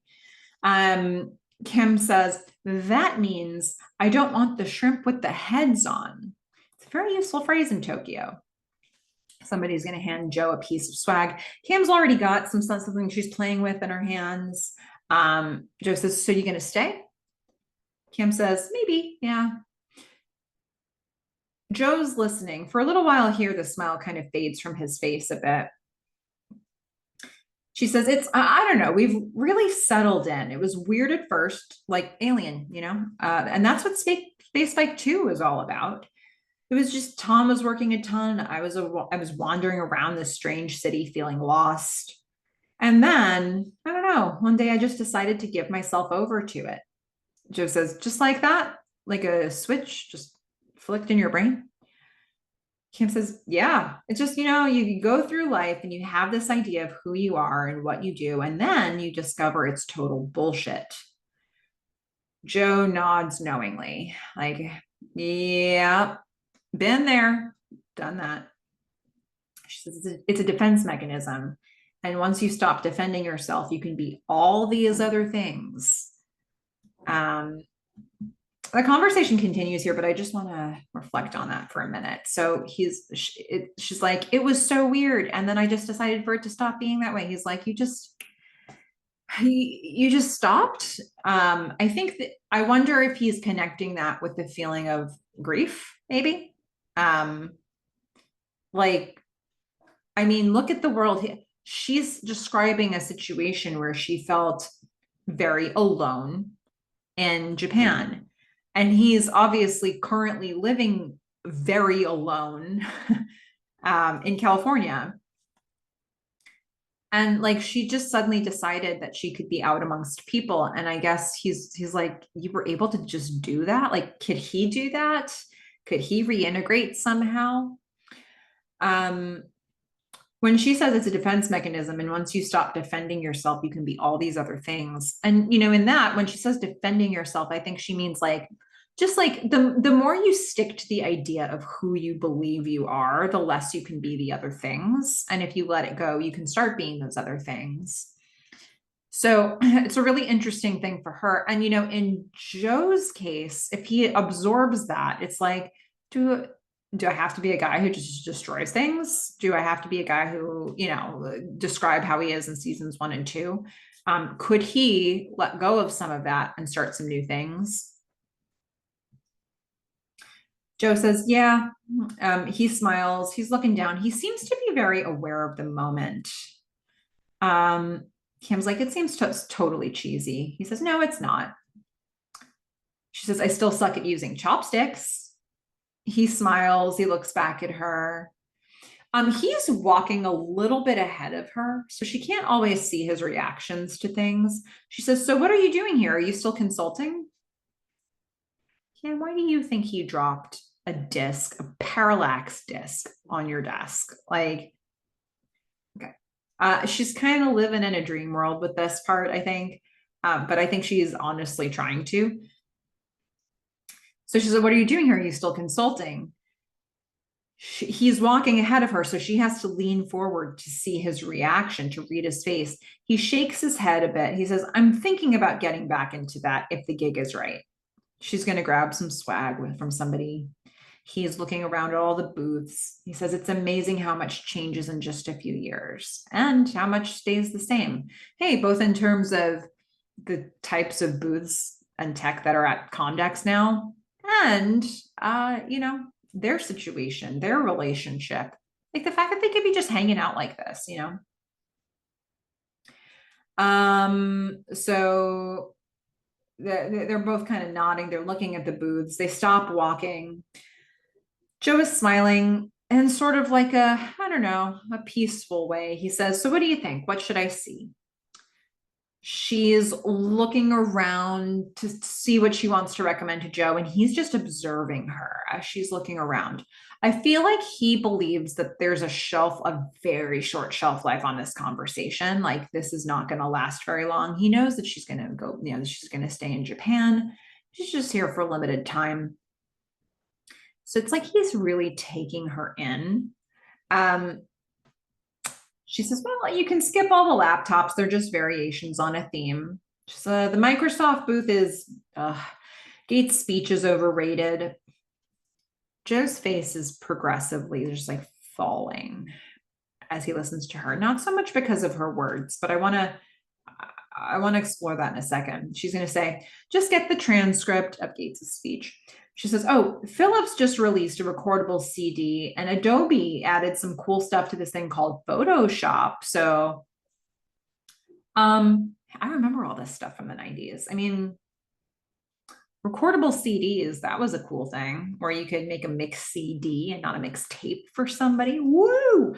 Yeah. And then there were locked CDs. Anyway, and then Adobe Photoshop, so that we're really putting some hallmarks of the tech scene in here. Joe closes his eyes. He's like sort of taking it all in. He takes a second, he inhales, and he says, "Yeah, great. It's interesting." They look at each other and smile. She looks behind him and she sees something. Okay. I think there are multiple ways to interpret whatever's happening here, but I have a read on this scene. One second. I have a read on some of these early interaction moments between them. I think what I'm seeing here from Joe, because as she's talking, he's sort of like, he seems to be realizing something. And I think what I think he's taking in is the idea that this conversation can't last forever. This is a temporary moment. And in these first conversations that they have, for both of them, there are moments where I see them being like, "Does this person still want me to, like, how long can we spend time together?" Like, they're walking around this trade show together.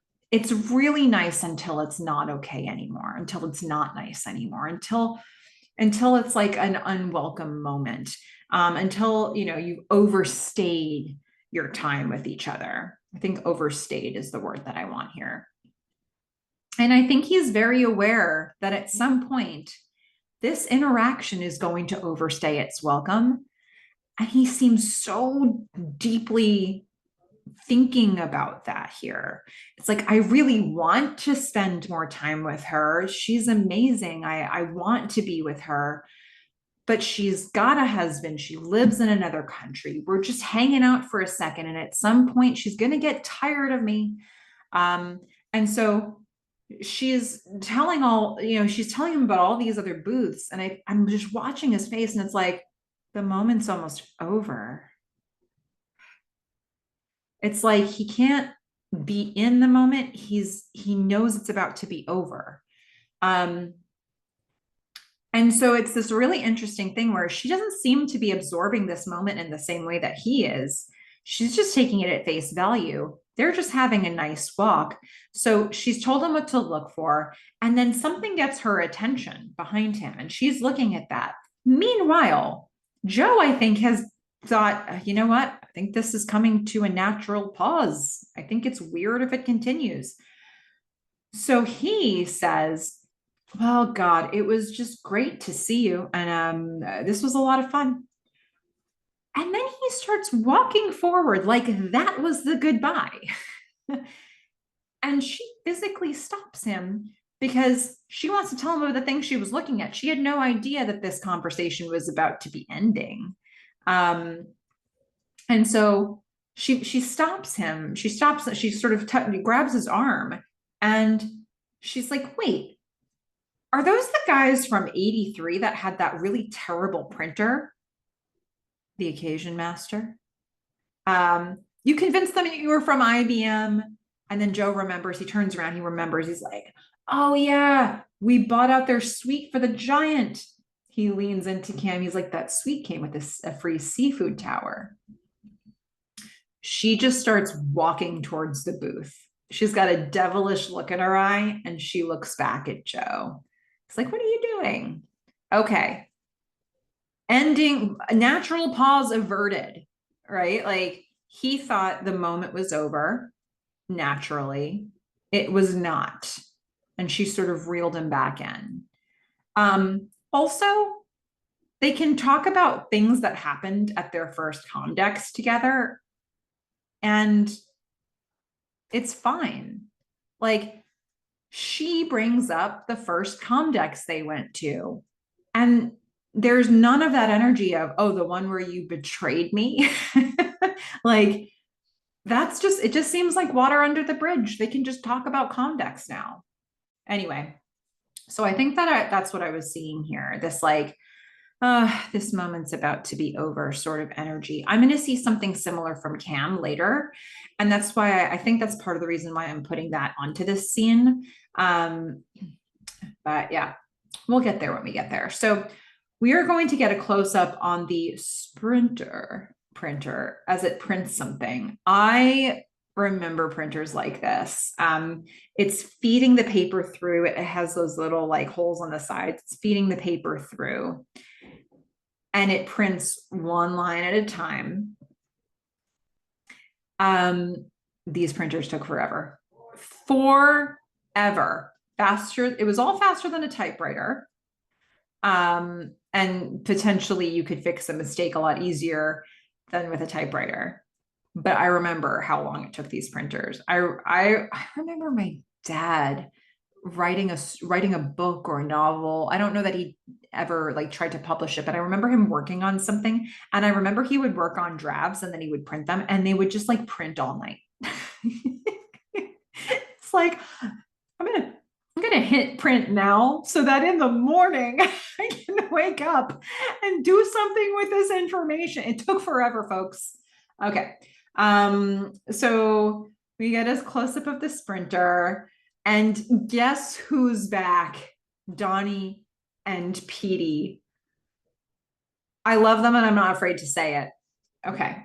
Donnie is they're doing another terrible pitch. So bad it's good. Donnie says, offering up fully integrated type kit compatibility while our superior heat sink ensures that and he points to each of the 3 people standing in front of him, which includes Joe and Cam, so that each of your presentations won't drown, but rather float. So meanwhile, like that's his first little part of the spiel. Joe and Cam are just sort of smirking at all this, like, oh, these guys, they're such suckers. There's a third guy there with a fanny pack, just absorbing it all. It's Petey's turn. Through Donnie's whole part, Petey is reading ahead, like, okay, here's where I come in. So your presentation won't drown, but rather float, Petey says, into the sky. Moreover, paper jams can scram. Of course, paper jam happens at that very second, and the entire machine sort of jars itself. And Cam lets out a little yelp. Donnie and Petey jump a bit. Joe just starts laughing to himself, like these guys and their printers that don't work. Lenny's like, that just happens. Sometimes paper jams, unless they scram. It's one of the two. They either scram or they happen.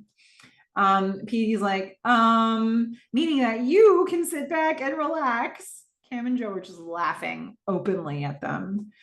Cam is looking at Joe. He's just looking down. She's looking for these moments of connection with Joe. And Petey's like, so you can sit back and relax. Donnie says, and enjoy the flight of your data, that is, due to transfer speeds so fast that you'll think your documents were. Meanwhile, as he's saying all this, Petey that's his cue. He's going to grab his lighter, and he's going to, it's the lighter moment. Oh my gosh, he's been nervous about this for a long time. Like, this is where it could all come apart in this pitch. So Johnny's like, this is so fast that you're going to think your documents were. Petey starts trying to light the lighter, but he can't do it.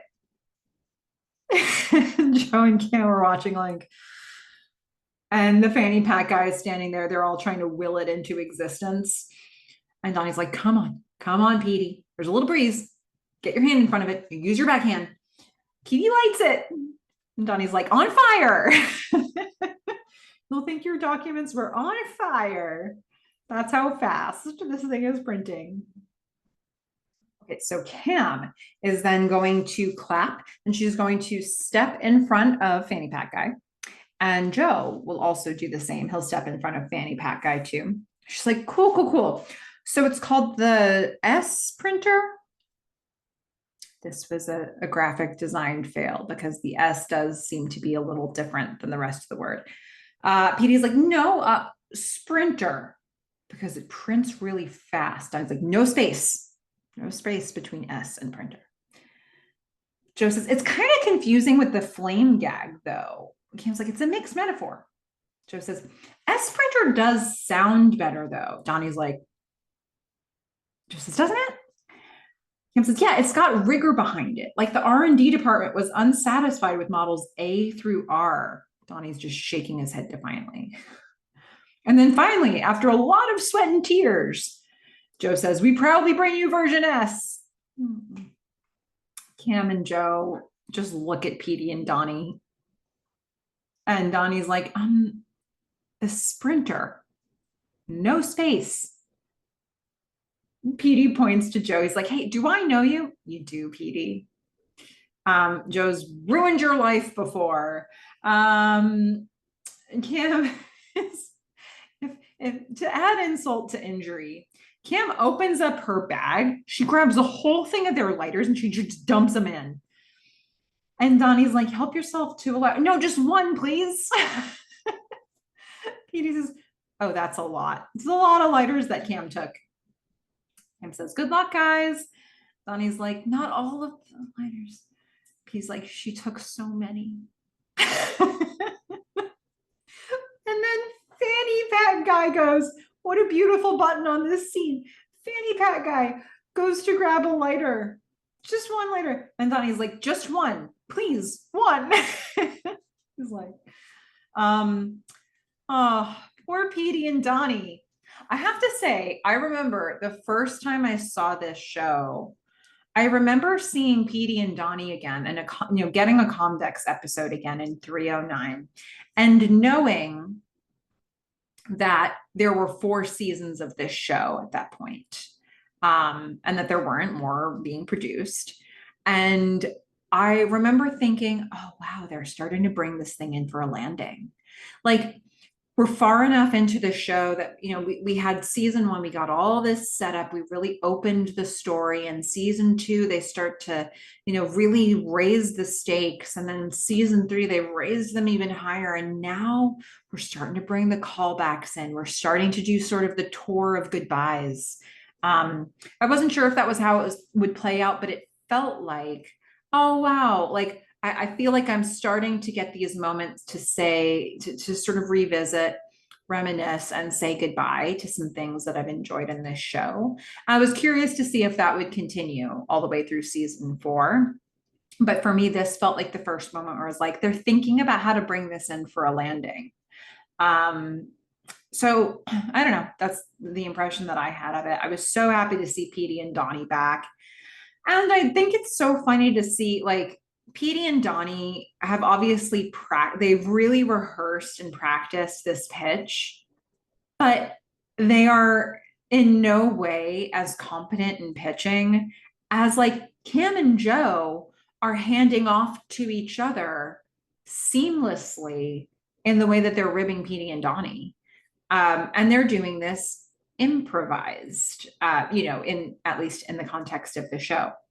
So what a team. They're so on the same page, and Petey and Donnie just don't have those skills. Anyway.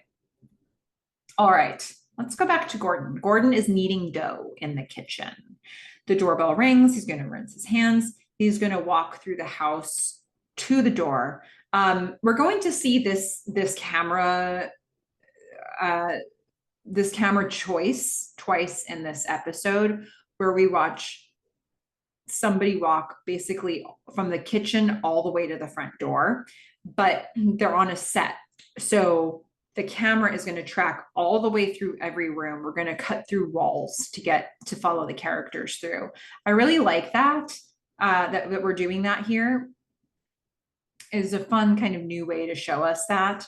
And yeah, it was a really cool choice. I've been throwing a lot of references into this podcast episode. So I want to mention another one here, another horror movie called Malignant. And in that movie, there is a similar choice to sort of cut through rooms with a camera. But that one even up levels it, because it follows a character on a path that I don't know how it was possible. Through rooms, upstairs, through more rooms from overhead. And I don't see how they did that, but the concept of it seems similar to this. So if you ever get to see that movie, look for that shot, because it's really, really fascinating. And noticing stuff like that is why horror movies don't scare me anymore. So anyway, back to Halt and Catch Fire. Loving that shot. Gordon goes to answer the door, and it's Michelle. He greets her. She looks at his apron. He's got this red apron on, and it's got language on it that she doesn't understand. She says, what's good? He says, it says kiss the cook, but it's in binary code. She laughs a bit. So they kiss on the cheek. He shuts the door. She smells great. He says, that's the bolognese. A lot of people think pasta is Italian, but it actually originated in China. She's like, He says, yeah, 1100 BC. Joni's going to swing herself into the room. She says, you're taking me to the party. I left a message on mom's service. She's going to tell you to let me go. This is Joni trying to capitalize on his distraction. He's like, Joni, this is Michelle. Michelle waves. He says, Michelle, this is my lovely daughter, Joni. Joni's got her arm crossed. She's kind of leaning. She's got all the attitude. Michelle's like, hello. They say hi to each other. Michelle points to her shirt. She says, I like your shirt. It's very cultural. Joni says, do you like culture? It's not even thinly veiled. She just has contempt for Michelle. Okay, so she says, do you like culture? She's setting Michelle up here. Michelle laughs softly. She's like, well, what's it say? Joni explains, well, shonen is Japanese for boy, so it means boy knife. which means dick. You could see when Joni's explaining, she's like, it means boy knife. And Gordon's like waiting for the other shoe to drop. And then she says, boy knife means dick. Gordon's like, that was the other shoe. It dropped. Michelle's like, Gordon says, do you want some wine? She agrees. So Shonen Knife is actually a band name, and it's a band that will have a song that's in this episode later, Twist Barbie. Boy Knife. So yes, there is innuendo there, but I think the explanation that the actual band has used in PR is Shonen Knife is actually a brand of like pen knife, or it's a brand of knife. But also it's innuendo. All right. More to say about Michelle and Joni, but I'll get to that later. We're going to see Joe and Cam at the venue. Once again, we're going to get another angle of that same lobby area or restaurant area that we've seen before. It's not a lobby. It's more of like a restaurant in the middle of the space, or like a bar in the middle of the space. Joe and Cam are over it now. They're on a mostly empty level. They're looking out over a balcony and they can see the bar below.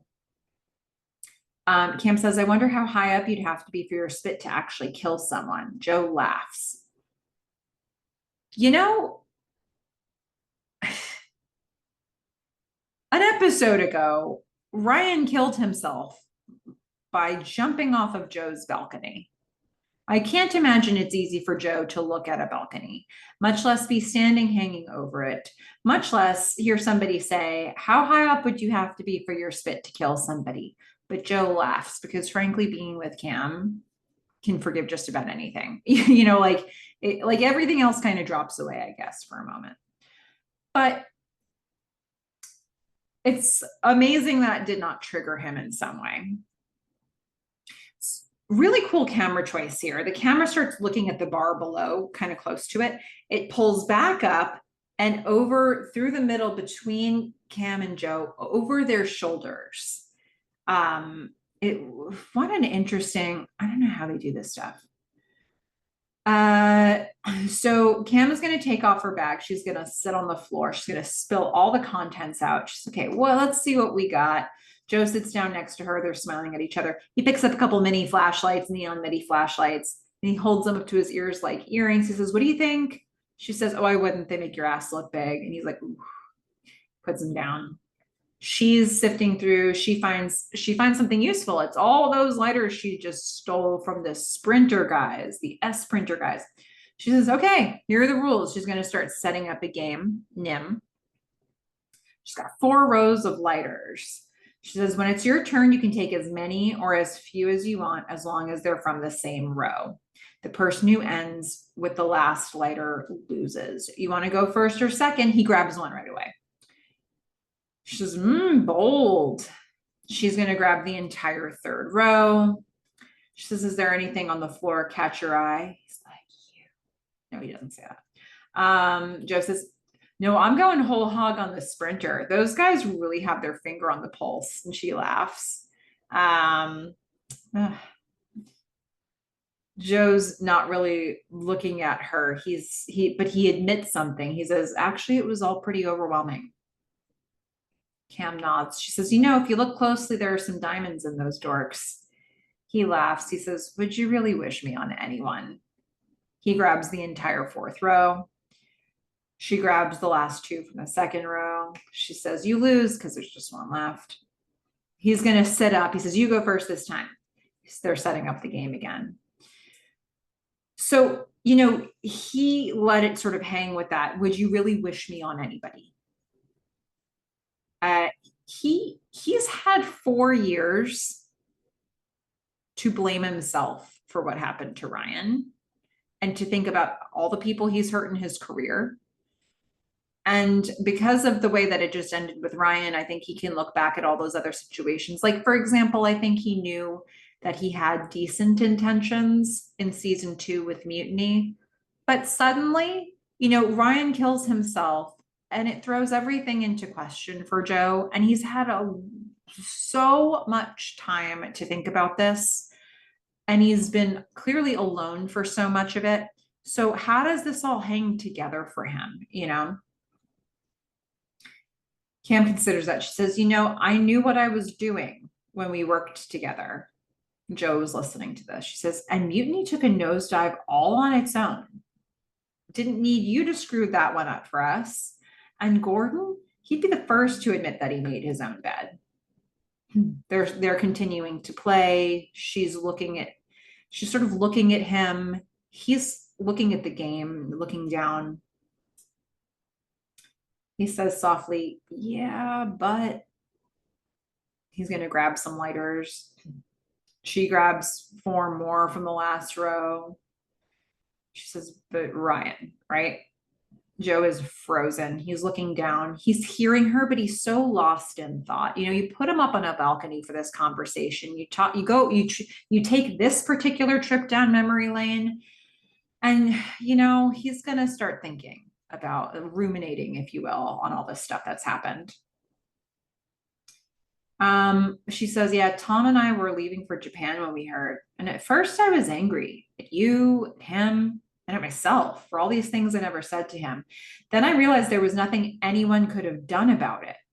Joe inhales a bit here. She says, not you and not me. Joe is quiet but firm. He says, you don't know that. Cam says firmly, neither do you. You're not that powerful. So eventually my anger turned into sadness, and that's fine. That's healthy. They've been playing the game this whole time. Joe's still looking at the game, but now he looks a little bit in her direction, but he can't make eye contact. She says, that's fine. That's healthy. I mean, yes, be sad, but Jesus, stop blaming yourself. And now he looks at her. She's, gonna take more lighters. He's gonna grab the last one in a row. She grabs the last one. There's one left. He lost again. She says, I win. Joe's leaning against the glass. He says, this isn't just about Ryan. He's whispering. He can't even finish the thought. She's really tapped into something here, and I think she's being a good friend about it. I don't know, since Gordon was in Joe's apartment as Joe was reading Ryan's manifesto, Gordon was trying to be like, how many times are you going to read this? This isn't you. But in the last 4 years, has there been anybody else to say anything like that to Joe when he went through this cycle in his brain? So she's, Cam is doing a real service for him here and being like, I'm interrupting this thought pattern for you. I'm putting something new in there. He says, it's not just about Ryan. She says, I'm just saying, I don't think you should deprive the world of what you do. Okay, he'll bite. He says, all right, what is it that I do?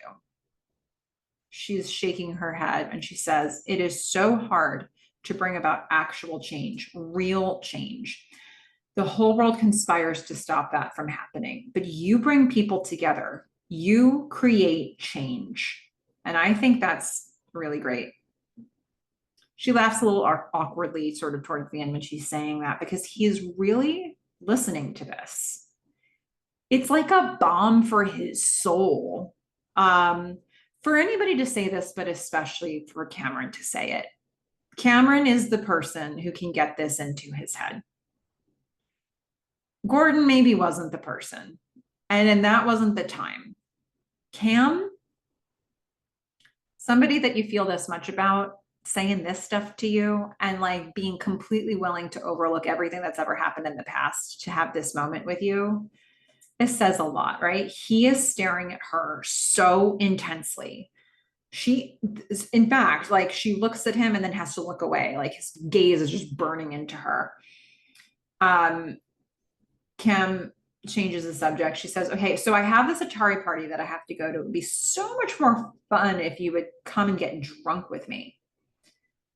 Joe says, so I can fend off your groupies. She says, exactly. He says, I'm not really dressed for that kind of thing. Now he is actually setting up for a joke he's about to do. But she now has a moment like what I thought I saw when they were walking through the trade show floor together earlier. The one where he was like, does she really want to spend any more time with me? Like, I think this is a natural pause. I think this moment is overstaying its welcome. I feel this now from her perspective, where he says, I'm not really dressed for that kind of thing. It sounds to her like he's like, this is enough. And so she nods, her smile fades a little bit. She's like, okay. She thinks he's just declined. But he actually was setting up because he's about to reach, he reaches down amongst the swab, he grabs something. He replaces his glasses because he wears glasses these days, like, you know, we're going to see Donna do also. He replaces his glasses with these bright red compact swag sunglasses. And then he turns back to her. So she's just sitting there thinking, okay, well, this is coming to an end. She's like, okay, well, he looks at her and he says, now I'm ready. And she sees him in the glasses and she laughs. She's like, oh, the future's so bright. And they laugh together. Another natural pause averted. To me, at this point, they've both had a moment where they were like, is this moment supposed to be over? No. Oh, okay. Is this moment supposed to be over? No. Okay. And now I feel like they're both in it. They're like, okay, we're having a moment. This is an extended moment. We're riding this until the wheels fall off. But first, we're going to go back into the Clark kitchen where Gordon is working on a pot over the stove. Joni is kneading dough so she can punch things. Michelle is prepping some lettuce. Gordon's like, anyways, back to the important stuff. Do you know why most people screw up their pasta? I don't like the choices Michelle is making here. Michelle whispers so Joni can hear. Here we go. Joni flinches a little bit. She doesn't really like that. Like, I don't know that she was inclined to like Michelle very much from the beginning, but the stuff that Michelle's doing in this scene to try to connect with Joni, I don't like it. I don't like it for Gordon. And I think Joni doesn't like it for Gordon either. I think Joni is protective of Gordon in her way. I think she's pissed that she's not going to the party, and I think she's got attitude about that. But I also think she sees signs that Michelle is not good enough for Gordon, and she's going to do her damnedest to make this unhappen out of protection for Gordon. I think both things can be true at once. Michelle whispers, hey, here we go. She's making fun of Gordon to Gordon's daughter. Joni doesn't love that. Gordon is getting into his diatribe. He's like, not, you know what mistake most people make? Not salting the water enough. You know, it should taste like the ocean. You know, when properly proportioned, salt will not make food taste salty. Michelle, as Gordon's saying all of this, Michelle taps Joni on the arm to get Joni's attention. She mimics putting a gun in her own mouth and pulling the trigger. Again, Joni's like, red flag. I think there were red flags for Joni before Michelle did any of this, just because of who Michelle is. But I also think Michelle is doing weird stuff to try to like connect. So he's saying it's the salt will just enhance the flavors that are already present. The phone rings. Joni's going to run to get it. Michelle goes to watch, like, oh, didn't connect with her that well. Joni's like, it's for me. It's my mom. She's a partner at a VC firm, so she has her own messaging service. Like, Michelle, step aside. Joni answers the phone. Donna's like, Joni, I got your voicemail. What's going on? You made it sound like World War III. Joni says, yeah, Dad won't let me go to the party, which is bullshit because you explicitly told me I could go. Donna says, I'm sure he has good reasons, Bug. Joni lowers her voice. She says, there's no good reason why I should be stuck here making pasta from scratch with freaking Chef Boyardee and some random lady. Donna's like, is it that Michelle woman? Joni's trying to put the wedge in there. Joni says, Bingo Rama, she works for dad. We're going to find out from a thing Joni says later. Like when Michelle stepped foot in her house, she knew this about Michelle already. Donna says, look, when you're at dad's house, his word goes, you know the rules. Joni says, can you just talk to him? Donna's like, no. Joni says, Dad, Mom wants to talk to you. She's going to pass this off. She's tried to set up the plan as much as she could. He goes and he gets the phone. Joni is going to grab the dough and she's pounding it. Michelle's like, so what grade are you in? I was like, I'm going to go in a second. You don't need to talk to me anymore. Gordon says, Donna, I don't want to have this conversation right now. Donna says, neither do I. Gordon says, she wants to go over to Jennifer's. There's not going to be any parents there. Donna's like, we're on the same page. I told her she had to listen to you. She just thought we'd fight and she'd come out on top. Since when did you make pasta? She did hear some of the things Joni was saying. Donna's looking at her reflection in some glass as she's talking. Like, who am I really? Gordon says, well, I took a cooking class. I was like, it's kind of a somber Joni's still pounding the dough. Michelle's trying to talk to her while Gordon's on the phone. Michelle's like, my parents got divorced when I was little too. I know it stinks, but it gets better. Maybe don't tell Joni she's little. Joni's holding her gaze, sizing her up. Michelle is not the right size. Gordon returns. He's like, yeah, you're not going. Joni slams her fist into the dough. Yeah, that was a really good acting choice there with the dough. Okay, we're going to go to the Atari party for just so much magic. First of all, before we even get to Valoria, we get this scene. There's red Solo cups everywhere. Cam and Joe are a little drunk. We see them talking with some poor sap Bob. Bob is like, so even with a conservative estimate of the licensing fees for the voice recognition component, we'll be in 3 million domestic refrigerator freezers by the end of Q3. Joe and Cam give him a very impressed reaction. And I'll hit profitability by Q4. There are a couple of guys behind him listening. Bob says, so what do you do? Bob has shared a lot of information before he figured out who the people he's talking to are. Joe and Cam don't want to answer that. They're going to confer with each other for a moment in front of Bob. And Joe says, I think this is definitely him. Cam's like, I think it's him. Joe says, listen, man, we hereby confer upon you, because they want his name. Bob said all of that about what he does and never introduced himself. We hereby confer upon you. Bob says, Bob. Joe and Kim together say, Bob. First time I saw this, I cracked up. I rewatched so many times, just the first time, just this moment. Bob. Joe says, we confer upon you the greatest honor of Comdex 90, the party pitch Swami, and a vanquisher of earthly tedium. And we proudly present to you. And Cam pulls something out from behind Joe, a floppy wrist rest. She says, this 100% synthetic, ergonomically designed, OSHA-approved Cisco wrist rest. She presents the wrist rest to Bob. She lays it on her wrist and brings the whole thing over. Joe puts his hand on Bob. He says, live the life of your words, Bob. These two, they're totally on the same page. Gone are the moments where they thought, this conversation's ending. We've hit a natural pause. Now they're just heckling people at the Atari party. So now Cam and Joe are going to leave Bob with his Cisco wrist rest, and they're going to start dancing at this party to the song Valoria. It is magical. I love this scene.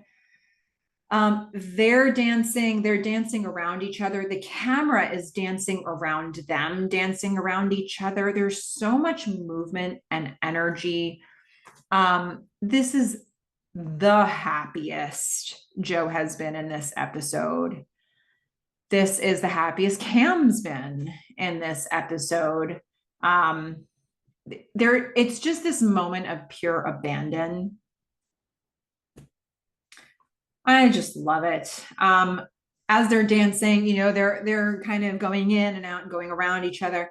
And then there's a moment where Cam kind of loses her balance. She gets really close to Joe. Joe's like, you want a refill? Cam says, yeah. She hands him one cup. Then she hands him another cup from the other hand. She's like, my refills want refills. Joe goes to get the refills. The camera is still dancing around Cam. It's rotating around Cam. She starts dancing with abandon again. Joe looks back to watch her. He's just admiring her. A female fan comes up to Cam. She's like, I love Space Spike. Cam touches this girl's face. She's like, I love you. Drunk Cam. Joe sees all that happen and he smiles. And then he's going to look back at the person getting the drinks. And this is where it all comes unhinged. Cam's dancing again. And we hear Donna's voice. Cameron? Cam stops dancing. It's the voice that makes her stop dancing. We're now going to see Donna standing in the middle of the party. She says, Cameron, how are you? How's Japan? You know who doesn't have water under the bridge? Cam with Donna. So Cam is just motionless now. All of the movement we just had in this really fun scene comes to an abrupt halt. How dare Donna be standing in front of her, talking to her? Cam says, what are you doing here? No love lost. Because there's complexity between Cam and Joe, but they both were like, oh, that's behind us. Like, let's have today. Not the same when Donna's right in front of Cam. Donna says, I just came to make an appearance at the parties. And Cam is just in disbelief. She looks around Donna to Joe because she can see Joe still getting drinks.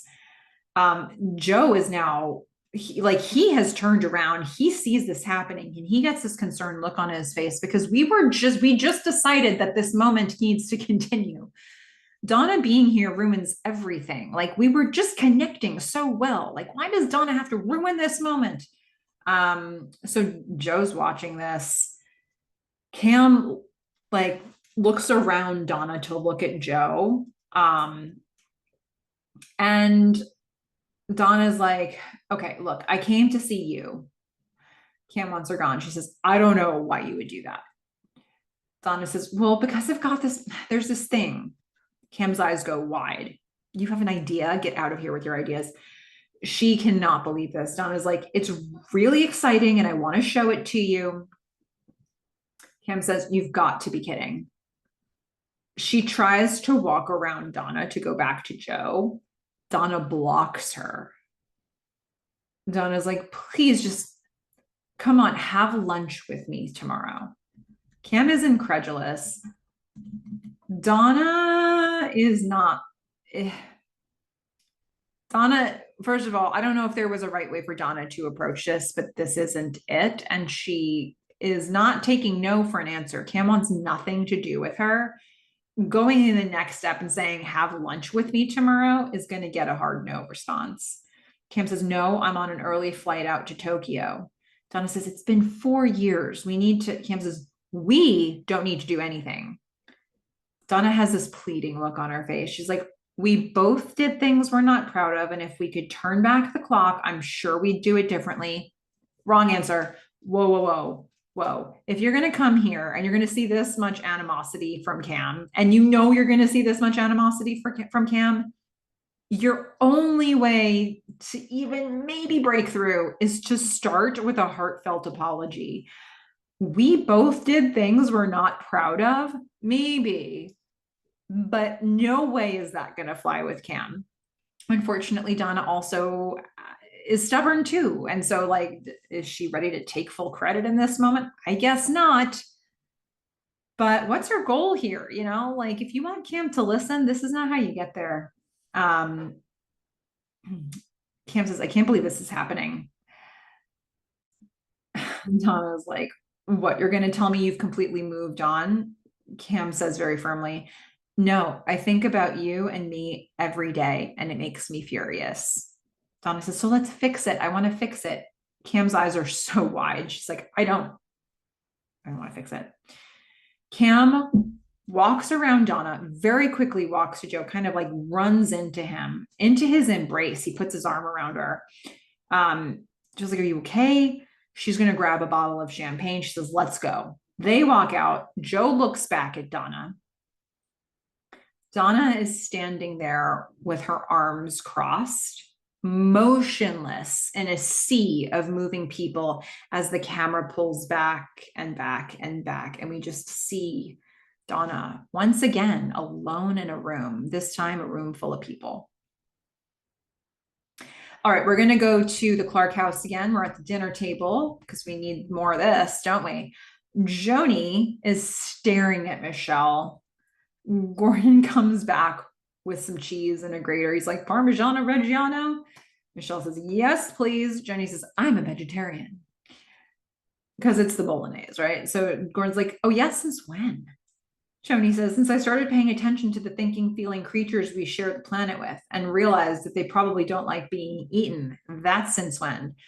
Joni is determined to ruin this dinner. Michelle takes a bite of hers anyway. Gordon's like, well, you can rinse yours off. Michelle's like, Joni says, too late. It's tainted. It once had meat touching it. Okay.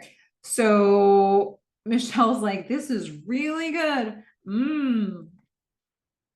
Gordon says, grazie, in your basic fake Italian way. That's not how they say it in Italy, but that's okay. It's also not how they say bolognese in Italy, but that's okay too. Joni's going to bring her plate to the kitchen. She's going to get some cereal instead. Michelle's like, what did you put in this? He says, well, it's bolognese. It takes a while to perfect. Joni's going to come back with her cereal. She says, did you know that almost all beef you buy at the supermarket tests positive for E. coli? Because cows, when they're slaughtered, are decapitated. And when you decapitate a cow, all the stuff in the intestines and the stomach flies out through the neck hole, all over the body. Michelle smiles a little bit awkwardly at Gordon. She says, and E. coli is found only in excrement. Basically, they're shit in your bolognese. I mean, what an effective way to ruin a dinner. What is it with the Clarks and wanting things to spurt out of neck holes? Gordon was the one who encouraged the mutiny team to have blood spurting out of the neck hole when they came up with that guillotine idea. Gordon says, Joni, we're trying to eat. Joni says, so am I. And that's why we all need to think about the gross and like inhumane process that we get all the stuff that we get for all the stuff that we consume on our plates. Joni takes a big bite of cereal and Gordon says, well, did you know there's a detectable level of cow piss in most milk? Michelle laughs a little bit and Joni sees this. So now Michelle's not making fun of Gordon anymore. Now she's teaming up with Gordon against Joni. There's no winning in this for Michelle at all, for sure. Michelle says, you know, I understand. When I was 5, I gave up eggs for a whole year because I thought when you cracked the eggs that you were killing little baby chicks. And every time my dad made an omelet, I would just burst into tears and cry for hours. She's mentioned little, she's mentioned being 5. Joni is just insulted. She cannot believe that Gordon would date a person like Michelle. She's like, I'm 14, not 5. Gordon says she'll grow out of it. It's a phase. Joni points to the two of them. She says, I think this is just a phase. Ouch. Gordon says, okay, Joni, why don't you take your plate into the other room? We'll talk about this tomorrow. Michelle's willing to laugh this off still, right? Joni smiles. Perfect. I'll enact the next phase of my plan, Joni's thinking. She takes the bowl into the living room. She's like, fine. Gordon's a bit mortified here. He's like, I'm so sorry to Michelle. Michelle says, no. I mean, honestly, I can barely taste the shit in your spaghetti. They smile at each other. Gordon's pretty pleased with the fact that he's found a woman who's willing to laugh this off for now. Unfortunately, the next part of Joni's plan is in effect. She puts a tape into the VCR, and it is Michelle's dating profile. And we can hear the tape play, and Gordon and Michelle can hear the tape play. And you're hearing Michelle say, for me, friendship is very important. I mean, it's not all bits and bytes for me, like Gordon said. Joni looks back at Gordon and laughs a bit. She's just taunting Gordon. We hear Michelle saying, and I see a lot of movies, and it would be just nice to have someone special to share that with or talk about that stuff. Michelle and Gordon look at each other. Michelle is giving Gordon a look like, this is your time to do something about this. Like, that stopped being funny. So Gordon now does have to get up. And you're hearing Michelle say, intimacy, that's nice. Gordon's going to pop the tape out of the VCR. He's going to toss it down. He's going to go back to the kitchen, and he exchanges annoyed looks with Joni. This is way more than Michelle bargained for. That was the point of no return.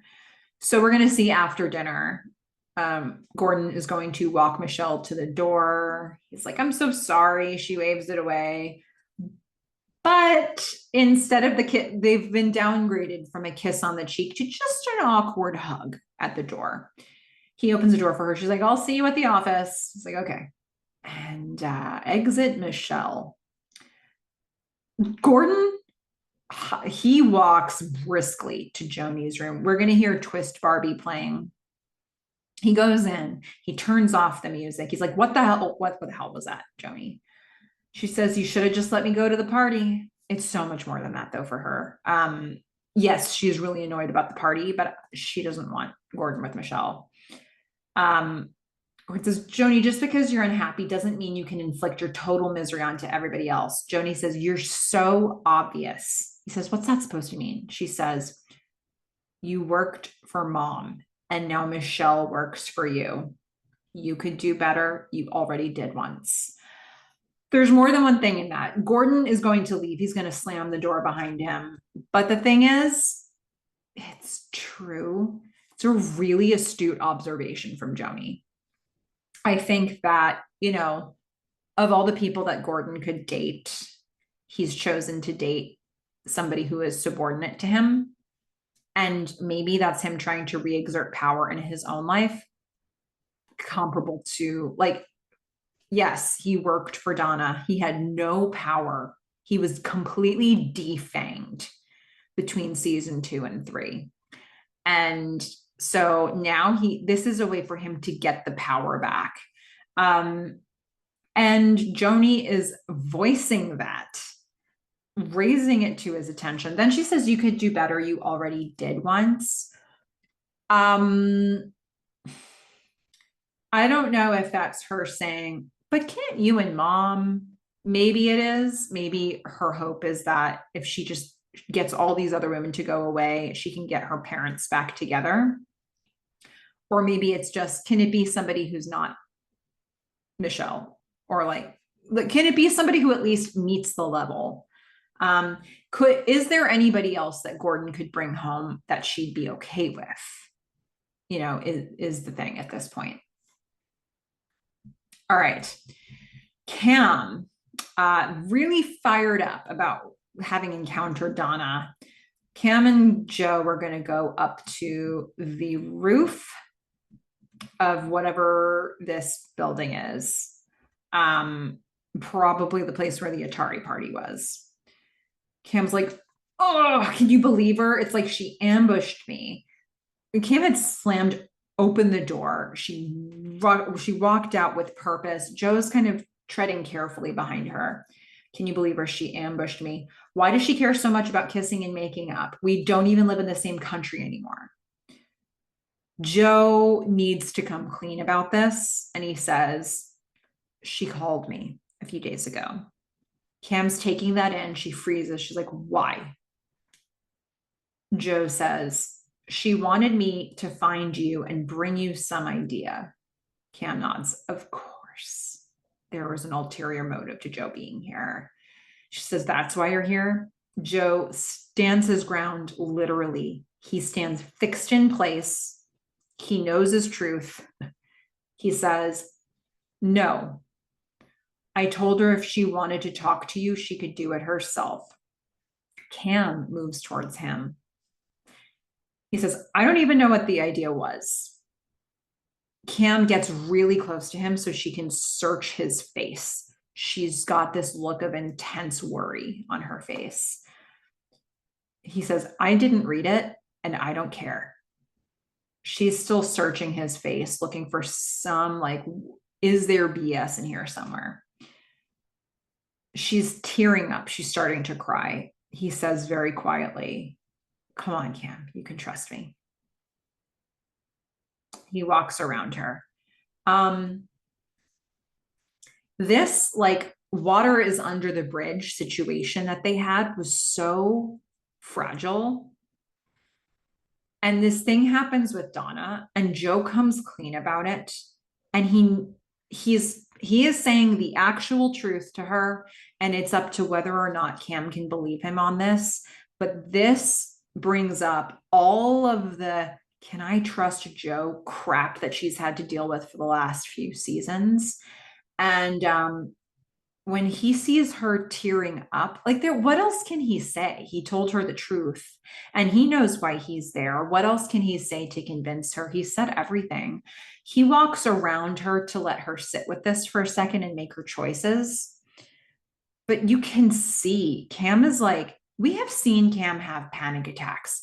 We've seen Cam have a panic attack on a roof before. We've seen Joe follow her up onto a roof when she was having a panic attack. She is everything she just experienced today real or some other heist? I just really feel for her, not knowing what the certainty is in this moment. So him saying, come on, Cam, you can trust me, is just like, that's all I can give you. And he walks around her. She's wiping tears away. Cam is mouthing words to herself silently right now. Does anybody have any idea what she would be saying? I don't know that we ever get it explicitly told to us, but do you have a guess what Cam is saying to herself in this moment? I don't think she's repeating the same word over and over again. Is this a tool, come down from a panic attack tool that she's given for herself? Or is there a speech that she's got for herself about what to do when you're in a situation with Joe in the future? What is she mouthing to herself here? What do we think? Okay, so she is doing all this. She's in her own little world here on this roof.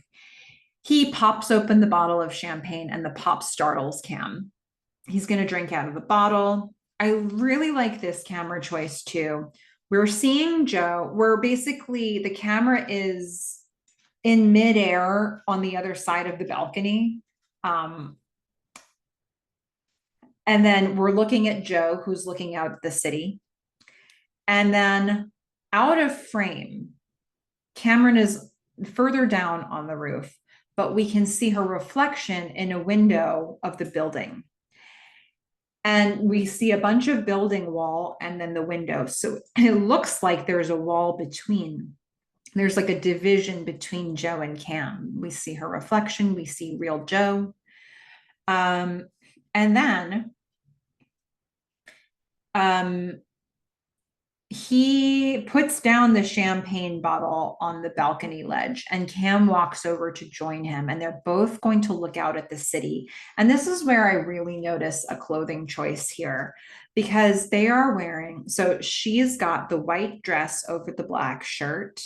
He's got a white casual shirt underneath a black coat. So they're both doing the black and white, but it's reversed. but they're standing next to each other. They're complementary to each other, and they're looking out onto the city together. She's going to come over and she's going to pick up the champagne and she's going to drink it too. She's, God, that's terrible. For me, that's Cam saying, all right, I believe you enough, or I believe you fully. Night continuing from here. Like, let's go. Let's continue our interactions. Joe says, I think I figured it out. He spreads out the lighters on the ledge of the balcony of all places. She says, you can't beat me. It's a system. You have to count in NIM sums. It's just a trick. He takes some lighters and he looks at her like, play me. He kicks her butt. She watches this. She's impressed. And he looks out onto the city as there is one lighter left. And she looks down at the lighter and she says, why are you here? He says, you know why. He walks a little closer to her. She says, nope, tell me. And he's not looking at her. He says, you. Her eyes basically just like refocus when he says that. And then he looks at her. He says, I came to see you. She's going to look down. He's looking out into the city again. He faces his entire body to the city. You know what? He put it out there. Whatever's going to happen is going to happen here. Ball's in Cam's court. She says, we shouldn't be up here. There's this really interesting stylistic choice that happens here that reminds me, we're going to put another reference in here, of the movie Don't Look Now. It's a Nicholas Roeg film. It has a very intense, long sex scene, graphic. But the way that scene is edited, you see there's the scene of them actually having sex, but it's intercut. They're like fading in and out of that are scenes of them putting their clothes back on afterwards. And maybe a little bit of the foreplay before, but like you keep cutting back to the end. And I remember watching that film and thinking, wow, what an interesting way to show that even while it's happening, it's ending. And for me, this is a reference to that, but sort of in the other direction, where we're going to get these scenes. We're going to get a scene of Cam and Joe in, I think, Joe's room. I think. It could be Cam's room. It's probably Cam's room. So Cam and Joe are in a hotel room, starting to sort of connect physically, sort of foreplay up through the beginning of when they're about to have sex. But it's being intercut in this moment with them on the roof talking about sort of their, what happens next in their night. So it's sort of the reverse of the Nicholas Roeg film, where it's like it's happening and it's beginning all at the same time. I don't know. So that's what I saw there. Cam says, we shouldn't be up here. It's getting late. We're going to see Cam in a hotel room looking down sort of bashfully. Then we're going to go back to Cam on the roof. She says, I have to leave early tomorrow. We see Cam in the hotel room again. She turns around, and in that hotel room, Joe walks up to her. He's taken off his jacket. He's in his casual shirt. Joe says, maybe we should call it a night. We see Cam on the roof nodding. She says, yeah. You see Cam on the roof looking at Joe. Then we see Cam in the hotel room kiss Joe. She initiates it. She grabs his face. No accident there, I'll tell you that much. And we see Cam on the roof looking at Joe and nodding. She says, yeah, we should call it a night. Cam and Joe, now we switch to real time in the hotel room. They undress each other. She kisses his scars. He hoists her onto the bed and they start to have sex. And it's so like, what's the word even? Like, it just has to happen. Like, they just have to do this. Like there's not even any hesitation now. It's just like the physical connection needs to take place here. I think some things to notice about this, aside from the just beautiful camera choices and editing choices here, kissing her kissing his scars feels like healing all of his wounds. It feels as much like trying to heal his wounds about Ryan as about the scars he had himself. I don't know. Like in the past, it took forever when they first got together for Joe to even tell her what the scars were really from. And then when he did, she was able to sort of acknowledge the scars and maybe even touch the scars. But now she's kind of loving the scars. Like I think he's got physical manifestations of his pain, he's got emotional ones. And I think she's been sort of kissing and making better all of it in this episode. And there's nobody that could do that like Cam for him. And yeah, their connection is so strong. It's interesting because that I love Tom. I don't want her to cheat on Tom, but I also Tom and Cam, like we've seen some red flags from them. We don't know what their last 4 years in Tokyo looked like. But before that, I was raising all kinds of red flags for their relationship, right? So I think like Tom's a good guy. Like I don't know. I just don't know that they're like in the past, some of the coverage that I've given here, it's like, are they good for each other in their relationship? I don't know. And then I look at Joe and Cam at Comdex and I'm like, oh, these two are almost on the same page. And this whole episode feels celebratory. And maybe it feels like a weird thing to celebrate that, it's like, yay, Cam's having an affair. Like, I don't necessarily want to be saying that, but I also think we've been tracking these two people, Joe and Cam, for so long. And it's like, finally, there is a moment where they don't feel completely unhealthy together. If anything, I think they actually feel really healthy together, if not for the fact that Kim's actually married. Like, it's so close to being the right circumstance. And anyway, the fact that they're just able to put all this crap behind them for this episode is just like the most celebratory moment I can give to Joe and Cam.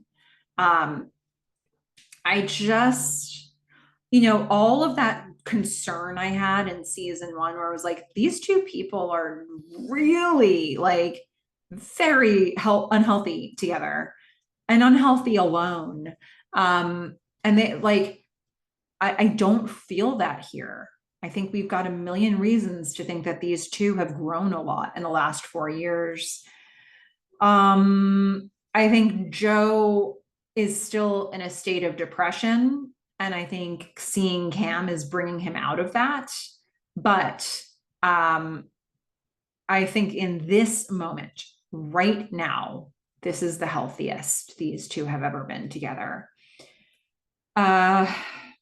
Man, this episode just gives us so much to celebrate about this relationship. We're going to get the next morning though, and at some point this had to end, right? And we're going to see a passport and a Japan Air ticket on the nightstand. We're going to see Cam come around the corner with a roller bag. She takes the ticket and the passport and she looks at the bed and there's Joe asleep. And she leaves. Had to happen. It was a temporary moment. Okay, we're going to see Joni fixing herself some Captain Crunch in the kitchen at the Clark house. And we hear Saved by the Bell, that TV show on TV. Joni is going to walk through the house through that same pathway that we saw Gordon do later, cutting through every room. And she's going to join Gordon on the couch in the living room. They're watching the show together. Gordon is looking at her cereal. He's like, well, consistency, I can admire that. We see a shot of the screen. We see Slater turned around in his chair, or the chair is turned around. He's sitting on it backwards. He's cocky. He's saying something that Jesse Spano is going to be like, you sexist jerk, or you sexist pig, whatever she used to say. Gordon says, God, I hate it when Slater does that stupid turnaround thing in his chair. Jenny's like, I know. It's like, okay, we get it. You're the cool jock. Gordon is going to watch Joni steal a piece of bacon from his plate after everything she said the night before. He's like, are you serious? She says, what? He says, she's like, I can't totally commit to a label. People aren't just one thing. He says, yeah, you're right. And he struggles to get up. So, these two, from the fight the night before, they put it away, it seems. Maybe Gordon felt there was a little bit of truth to what Joni might have said about Michelle. They're not rehashing it this morning. They're just having a moment and watching Saved by the Bell together.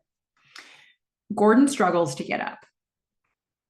He wants to go upstairs, but he is really hurting this morning. She's watching him. She's like, is it bad this morning? He says, no, it's fine. I'm just a little stiff. He's using the walls to physically support him. We haven't seen Gordon look this bad this whole episode. He says, nothing a hot shower won't fix. Joni jumps over the couch. She runs to help him up the stairs. She's letting him fully support himself on her. She says, this is ridiculous. I'm making you switch bedrooms with me. Climbing these stairs is totally dumbass. Gordon is struggling up the stairs with her help. Says, yeah, I'm sure that would work out great for you. Nice fancy bed, big closet. She says, it's really the bathroom I'm after. It's amazing how many things we can see in Joni and Gordon's relationship in this episode. It's not just Joni being a teen. Joni's also kind of observing some smart things. She's very protective of her dad. At some point in the last 4 years, the kids have been informed about Gordon's health condition. And that probably became a necessity when Gordon and Donna split up, because up until a certain point, Donna could keep her eye on Gordon. Gordon was working at Mutiny. Gordon, she could see him in the house. If something happened to Gordon, they could have a contingency plan, but they can't do that anymore. Donna can't organize that anymore. So Gordon, if he's going to be dating but not steadily, who does he lean on for support? And the kids need to know that now. Like, Cam's not living with them anymore. There's no hiding this from the girls. You don't want Gordon to just pass out in front of them and them not have any idea what's coming. So at some point, the girls had to be informed in the last 4 years. And Joni, she'll take care of Gordon when the situation calls for it. So, all right, we are going to see Cam. She's in a hotel still, another hotel. She comes around the corner. She reluctantly knocks on a door. Donna opens the door. She looks a little hopeful to see Cam there. Cam says, working with you was the most fun I ever had in my life. Okay. And Cam goes to sort of leave. Donna's heart melts just a little bit. Donna reaches out to her. She says, oh, Cam, I picked up the phone so many times. Cam says, never actually called though, did you? Donna decides to sort of take that jab. She says, well, I'm here now. Cam nods. Uh-huh. Donna says, did you even read it? Cam says, what? Donna says, what I sent Joe, the idea. Cam says, he never even showed it to me. Donna's kind of gutted at this. Cam looks away down the hallway and then back at Donna. She says, what was it? Donna's a little hopeful at that. We are now going to see Joe return home to his dark home. He drops his bag. He stays in the dark, does not turn on lights. He sighs deeply. He goes to the fax machine because here's the thing. He loves Cam. Donna just brought Cam back into his world. And there's no making that unhappen. You know, there he was at Comdex with Cam in the bright lights of the trade show area, laughing and smiling and dancing and drinking champagne on a roof and having sex with Cam. And he comes back home and it's a dark apartment and it's like, how do I get some of that Cam time back? So he goes to the fax machine and he picks up the fax, and the music behind him, a little Paul Hesslinger score, kind of starts to gain some energy behind him. He's reading the fax. The camera comes around to read with him. We see at the top of the fax, World Wide Web. It's an abstract. And then the camera goes back around and looks at Joe's face as he keeps reading. It reminds me of The Way In, that episode where Joe's like, oh, this is the way in. And you're like, the way into what? And I thought maybe mutiny. I don't know if he has been actively looking for a way in back to Cam all this time, or if he was just so depressed that he had no energy to do anything. But the way in, well, this fax might very well be the way into Cam now, and he probably is looking for a way in back to Cam after what just happened at Comdex. So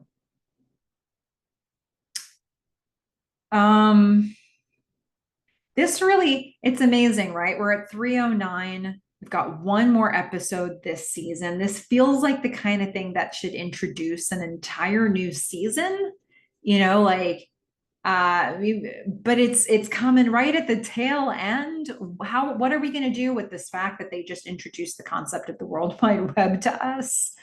We've got one episode to resolve that before the season is over.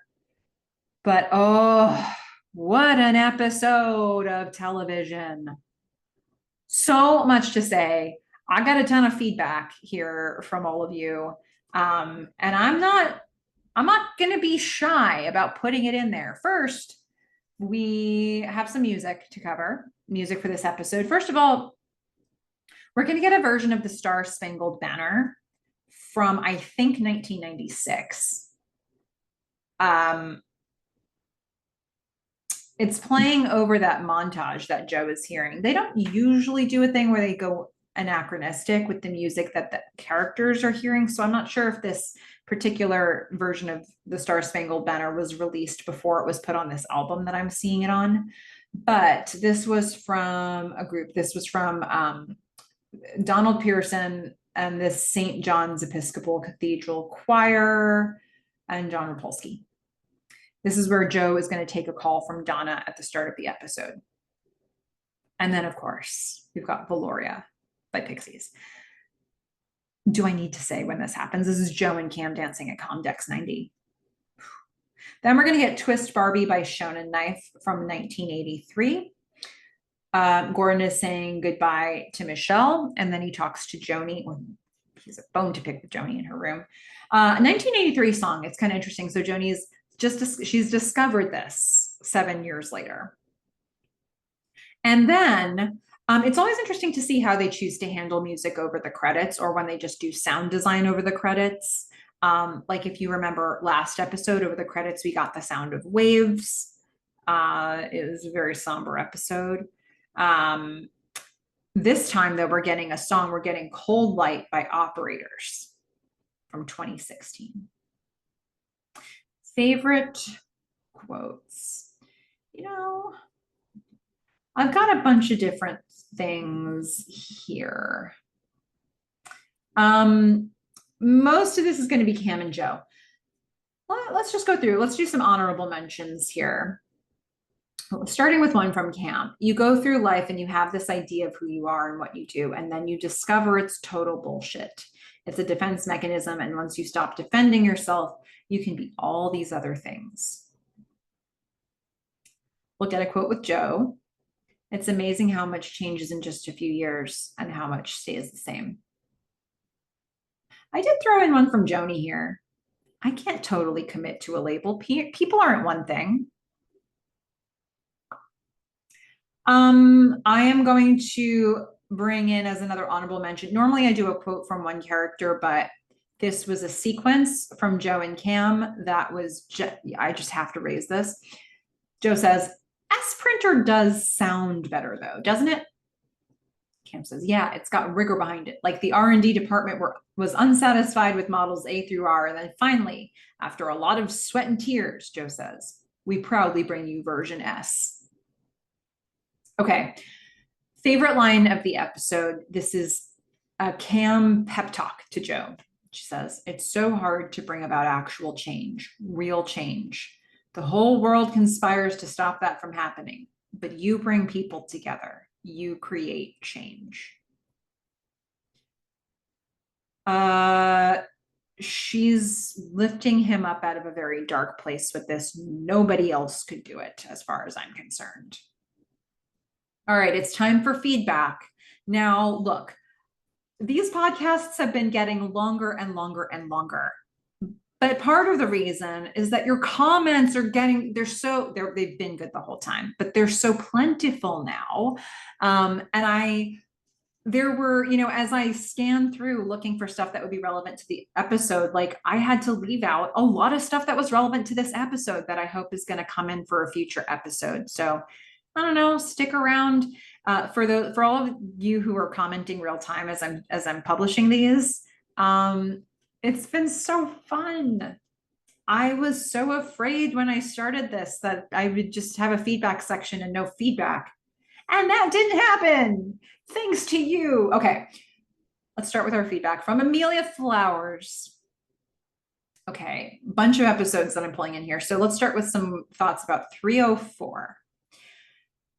I'm re-listening to that opening scene on top of last week's with Gordon, and this is his everyday reality now. So she's talking about the scene, the episode that sort of opened with us getting Gordon logging his symptoms and taking his medications and really like showing us where he was with his illness. Okay, Amelia says, this is his everyday reality now. It's been, 6 months since they've been in San Francisco, and so 8 to 10 longer since his diagnosis. He knows it's a degenerative disease. And so I'm sure Donna does still check in with him as we saw in 301. But the way their dynamic was in the last episode, Donna and his role at Mutiny is another stressor. I think the show does an amazing job of walking the line between sympathy, just getting on with his normal life, and dealing, or rather coping with this very serious condition. I imagine it's like cancer that I think unfortunately has touched everyone in some shape or form. Scoot plays Gordon so well. The dynamic, Cam being caring, seeing the tremors, but not wanting to say anything is lovely. Cam and Gordon scenes are some of my favorite. An unlikely relationship developed in season 1, episode 8, when they were waiting for Joe in Joe's apartment. And now the game playing between him and Cam are an extension of that. So this just sort of, I brought that back in for here because every now and then the show just wants to remind us of what's happening in Gordon's health.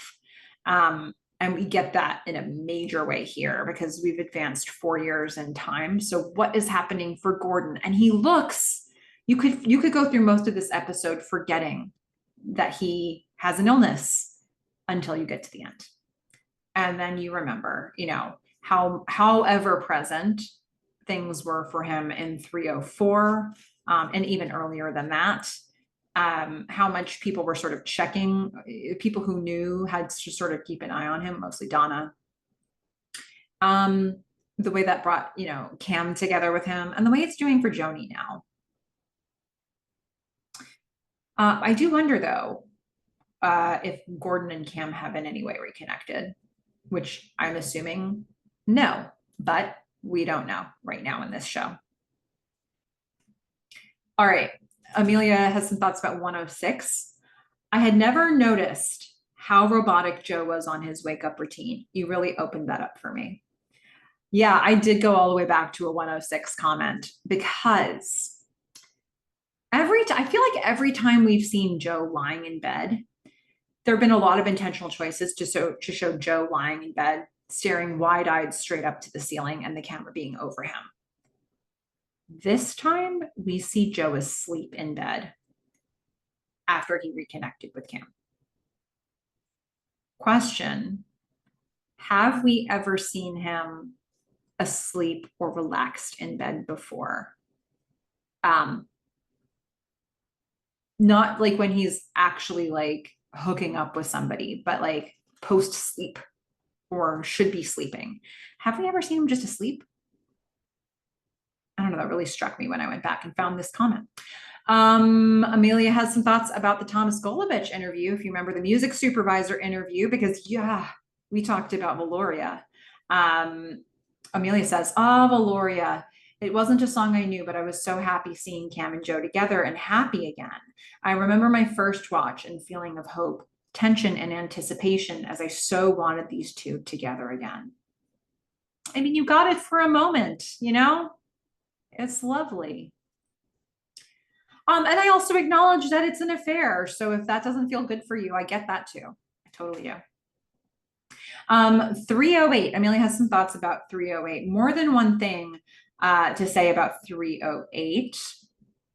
Ryan's demise broke through the protective mask that Joe had been wearing for 30 odd years, probably to get him through his childhood accident. The belief that his mother had died in his own sexuality.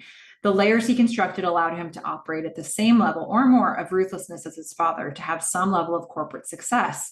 But there was always a price, and the self-destructive tendencies the board at Macmillan Utility and many others in the Halt universe business world were well aware of. I don't know what other kind of event would have been able to break through it. It would be fascinating to understand more about the psychology behind this. Couple things. First of all, it wasn't until I read this comment from Amelia that I put this together, and I don't know why I didn't before. Ryan jumped off of Joe's balcony. Joe's accident when he was a kid was falling off of a roof. Joe, this must be very complicated and weaving together in his brain in terms of roofs and balconies and falling from great heights. Ryan's the fact that Ryan committed suicide in that very specific way must be bringing back something from Joe's childhood. Yeah. And the fact that we put him again on a balcony in this episode inside a building is like really interesting to me. But Cam's there with him. He's on a balcony inside the building and outside the building. A lot of roofs here. But Cam's almost trying to heal him in that way. So there's that. And I also think, you know, I've been unpacking throughout the series, like, does Joe change, and if so, when? And I think when you get to this episode, this Joe doesn't look like, in this moment, 309, this Joe does not look like any other Joe we've seen, I think. We get two Joes in this episode, too. I think we get depressed Joe, and I think we get Joe being sort of brought back to life by Cam. But to me, neither of those look like a Joe we've seen before. So I don't know. In the last 4 years, Ryan dying was a cataclysmic event in Joe's life. It had an impact. I mean, you have to see how things evolve from here to see where it goes. Amelia did some digging as well. This is some good stuff. She says, Ryan and the Packet Sniffer. I went on Wiki on a mini dive. There was a lot out there, but I was just looking at intro dates. It seems to have been the first product by Network General Corporation, which was founded May 1986. The retail price of the sniffer in unit quantities was $19,995. For narrative purposes, I can forgive Ryan circa September, October 1986 for not being aware of it. I'm sure it really was the coding community's worst nightmare. Packet sniffing in 2024, it's alive and well, reading one of the major players, Wireshark. I copied one paragraph from their website because of the spelunking reference, spoiler for Gordon in season 4. So we won't get too far into that, but there's a spelunking reference between packet sniffing and spelunking. Going inside a cave and hiking around. Folks who use Wireshark on a network are kind of like those who use flashlights to see what cool things they can find. After all, when using Wireshark on a network connection or a flashlight in a cave, you're effectively using a tool to hunt around tunnels and tubes to see what you can see. Amelia writes, scary, like the wasp's nest. Amelia bringing it all together here for us. One more comment from Amelia on 305 regarding the camping bet, and there's going to be a comment from Synthetic Gerbil on this as well. So I get that as a good wife and mother, Donna would go along with the majority decisions. I'm sure the girls loved the adventure of camping and it was something Gordon was into. Maybe he did the cooking. But I can understand how Donna, particularly knowing her parents, didn't love the great outdoors. And she might well have enjoyed it occasionally, but it sounded like this was Gordon's idea of a good activity every time. And as a mom, she'd be organizing the packing of clothes, getting food, packing, unpacking, and then laundry when they came back. You imagine Gordon and the girls were there for the fun stuff, setting up the tent, which I know takes a lot, but Gordon was invested in that. I imagine Donna, like many wives, didn't want the fight of saying, I don't like this. I want to do something else. But it wasn't said, and the more resentment is felt on each trip. Perhaps if Gordon had been more aware of how much work went into his camping trips and offered the occasional alternative, this confession wouldn't have blindsided him so much. Before I comment on that, let's look at what Synthetic Gerbil had to say to that same point about the camping. Geez, what a loaded transitional episode this was. I personally was always a little confused with why the camping thing bothered Gordon so much, but my wife had to explain it to me since she loves camping so much. She said, you spent a lot of time camping and it's something to speak to your core as it's being with someone you love out alone in the wilderness for quite some time. To fake that you liked it for however many decades and begrudgingly went along ruins so many memories and shows to her that Donna is not true to her marriage. Shows to him probably. I think that's probably what the writers were trying to convey in some ways. And the bottle cap was the boiled down representation of it. This has big repercussions because you hear later that on Gordon's dating tape, he cites camping as one of his favorite things. This was actually a thing that would seem was extremely important to him. Seeing where he grew up in season 2 and the surrounding outdoors, it makes sense. Then we could speculate that this reason was also part of the evidence that we have, that it was Gordon who divorced Donna. I think that's an evidence we're trying to gather right now. And I feel that we've been gathering it all of season 3 to this point. But this is certainly another piece. So we don't know for sure who initiated. But for me too, it sounds like Synthetic Gerbil and I are on the same page with this, that Gordon was probably enough was enough for Gordon. Between the mutiny board vote, between the comments about camping, between the moving to California instead of addressing their issues and sort of issuing Gordon an ultimatum, the Donna being his boss and Gordon really not having not feeling very invested in his work at Mutiny, but kind of having to stay in it anyway. I don't know. We'll keep exploring this point, I think. But yeah, with the camping piece, I love hearing what Amelia and Synthetic Gerbil had to say with this. And also, you know, I really do feel like just the idea that Donna could carry on this charade for so long, like pretend that she liked the thing. It's not like Gordon knew she kind of didn't like it, but they were doing it anyway and she was agreeing. He thought she liked camping. And she's like, I've never liked camping ever. I just faked it all the time. The capacity to lie, the capacity to not be your genuine self and fake it. It's like, who are you? And what is this marriage? I think it's really disturbing for him. And I think I understand why Donna was like, just letting it slide. Like it was just the path of least resistance for her to pretend she liked it than to pick a fight about this. because what was the result going to be? Like, Gordon likes to camp. Like, what, I get it. I get why she did it. And I get why for Gordon, it was really like duplicitous, I guess. I don't know. Like, that's how I think he took it. Okay. Some comments from Cam House GF, who was Vanya at 9311. Cam House GF, welcome back. I know you love these episodes, so we needed to hear from you. First of all, some thoughts about 307. It makes sense that during the voting scene, Gordon sided with Donna solely because he's married to her. I wonder if the voting scene was one of the factors that propelled their divorce. I think so. He does not look happy to have been put in that position. He looks like he's going to hold bitterness about having to do that to Cam. He's going to resent Donna for that. Yeah, I think so. I think there was always a band-aid on their relationship in season 3. And at a certain point, a band-aid is not enough for either of them.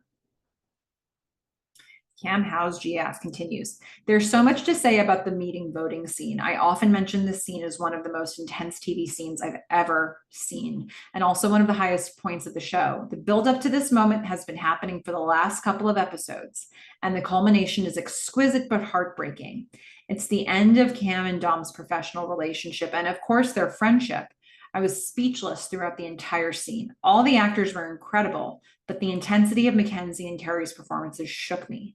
I think the direction of the conversation changes when Cam says, "Don't patronize me." The conversation was going fairly normal until that moment. After that, Donna and Cam just start attacking each other.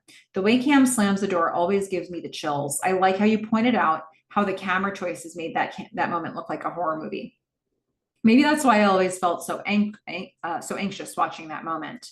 I also love how they framed Cam on one side of Diane's hand and Gordon on the other side. Honestly, it's hard for me to pick a side because I love Donna and Cam equally.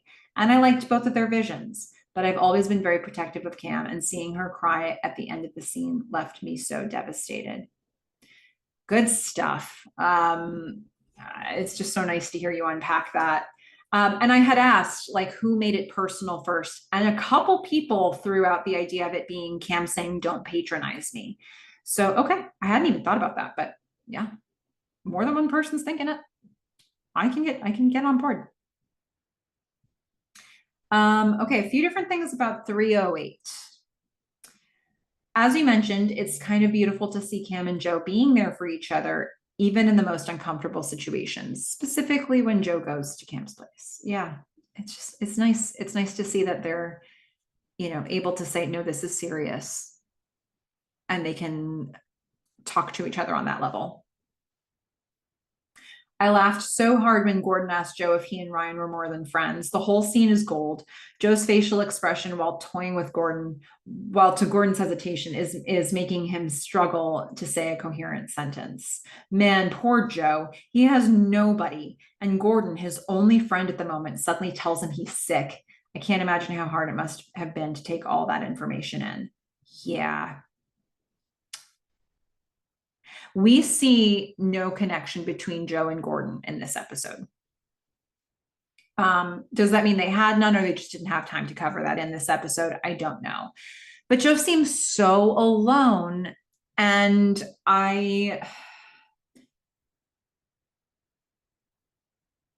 maybe knowing that Gordon is sick and Joe just having lost Ryan, he's like, I can't take another person leaving me.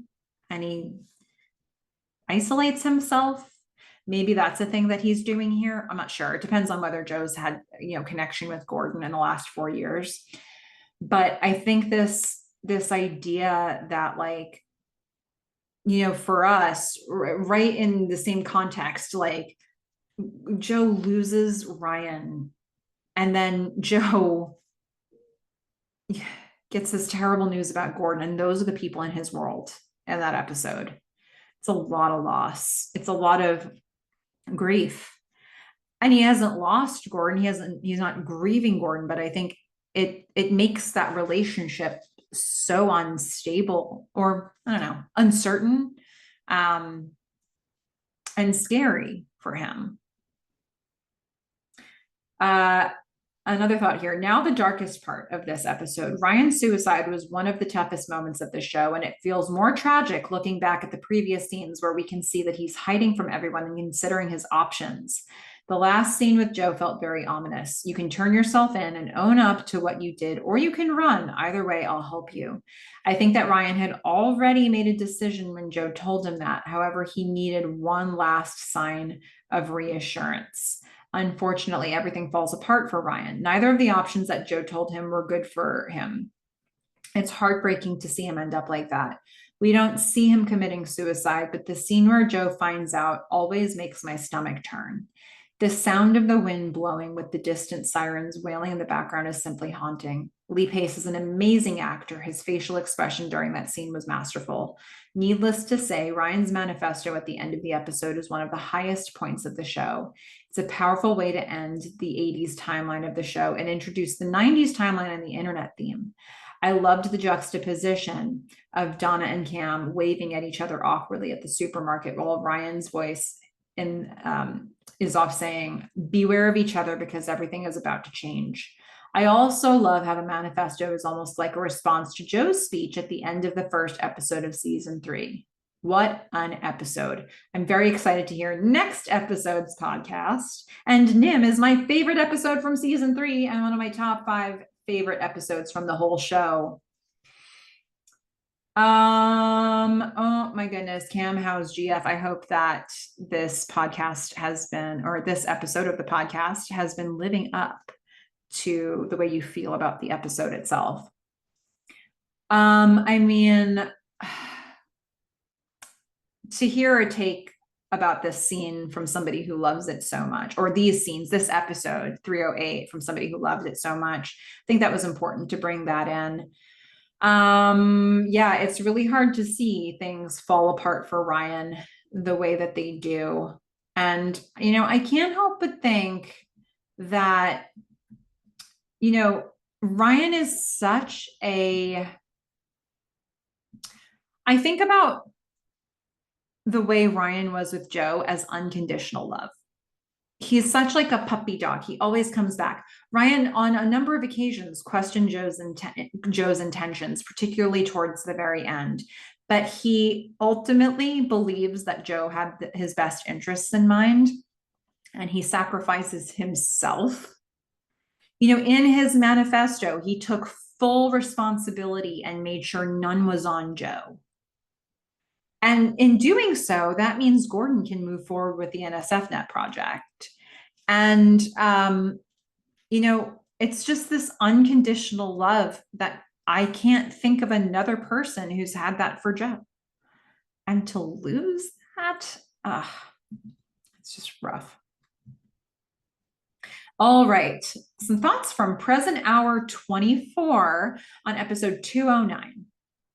This episode is a really hard one for me because Gordon is starting to lose his memory. Parking the car and not knowing where it is later, that can be relatable in some cases, but to this extent, it's devastating. Gordon, you need to chill at home. Donna, Cam, and Boz waiting, and there is a sign that says fun time, and only half of it is painted. The fun, but not the time. Also, I noticed the possible foreshadowing with the phone call. The Japanese person on the other end of the line during their meeting was a clue to Cam that in Japan, they really like video games. The scene where they're showing the game is great. I like how they're all squeezed in that room and how cold the conversations are at that company. Yes, and I brought this in because here we are. Cam's been in Japan. Cam and Tom have been in Japan for 4 years. We know that Tom is how Cam and Donna got that connection to have that meeting at Fun Time to begin with. So Tokyo, Japan was already sort of being brought into the show. I also just wanted to point out that Kimberly Adams, the costume designer for seasons 1 and 2, she loved, so I did an interview with her. She loved dressing Cam's character. And one of the things that she mentioned as inspiration for Cam's character was there was a Japanese influence in some of her wardrobe. And it was interesting because that was seasons 1 and 2. I don't know that they knew that there would be this connection to Japan or to Tokyo later for Cam. But it seems like there's a lot of these little seeds that get planted and paid off ultimately. All right. And now a bunch of fun thoughts from Frack and Toaster Lover. Okay, let's start with 104. Yeah, all the way back in 104. The rooftop scene was one of the few moments where Joe was nice to Cameron in early season 1, probably mostly because he felt guilty and wondered if he had gone too far. But it was the worst possible moment to do that. Cameron probably felt very uncomfortable with accepting his attention right after the way Donna had brought up their relationship. All right, resetting that. Remember in 104, Joe basically like feigns that Cam lost all of her work to create a PR story for a reporter that's coming in. And Cam has a panic attack on the roof. And I thought this was a really interesting time to bring this comment back in because we know that Cam goes to rooftop. She'll go to a place to get some fresh air when she has a panic attack. She'll either be alone. We've seen her walk or pace in her room, but we saw her in this episode go to a rooftop to like kind of unload. And in 104, Joe followed her up there. He came a bit after the panic attack, but it was not something that worked for him or for her. She didn't want him there. But in this situation, we're now in 309, and she storms up onto the roof. Maybe that was the place she would have had a panic attack, but she's got maybe some more tools now. And Joe being there is in the first moment a comfort to her.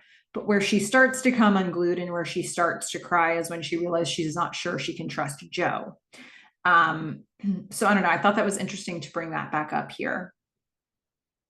A lot of rooftop stuff with both Cam and Joe.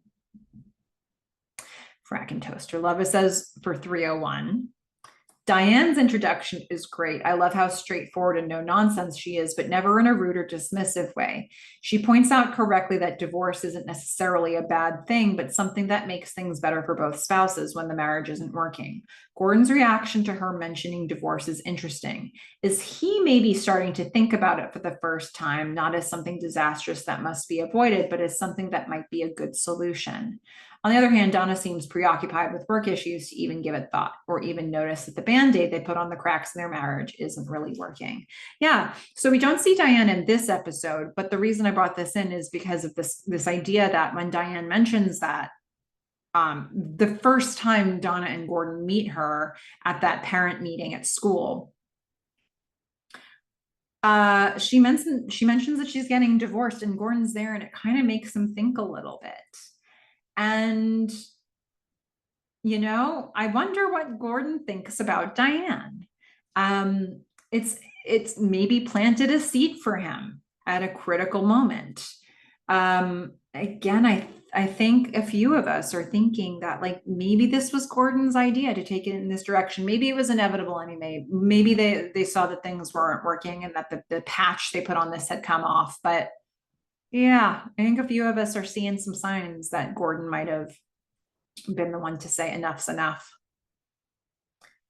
Now a comment about 302. Something about Joe feels very different than in seasons 1 and 2. And it's this that makes me realize that Joe of season 2 or even season 1 seemed much needier, more insecure, and eager to impress people. Although I did not think of him that way then because I didn't have this Joe for comparison. This Joe seems more mature, confident, and unperturbed by what others may think of him, as seen in the fact that he now has absolutely no problem showing his scars to people he has just met, like when he's changing in front of Ryan.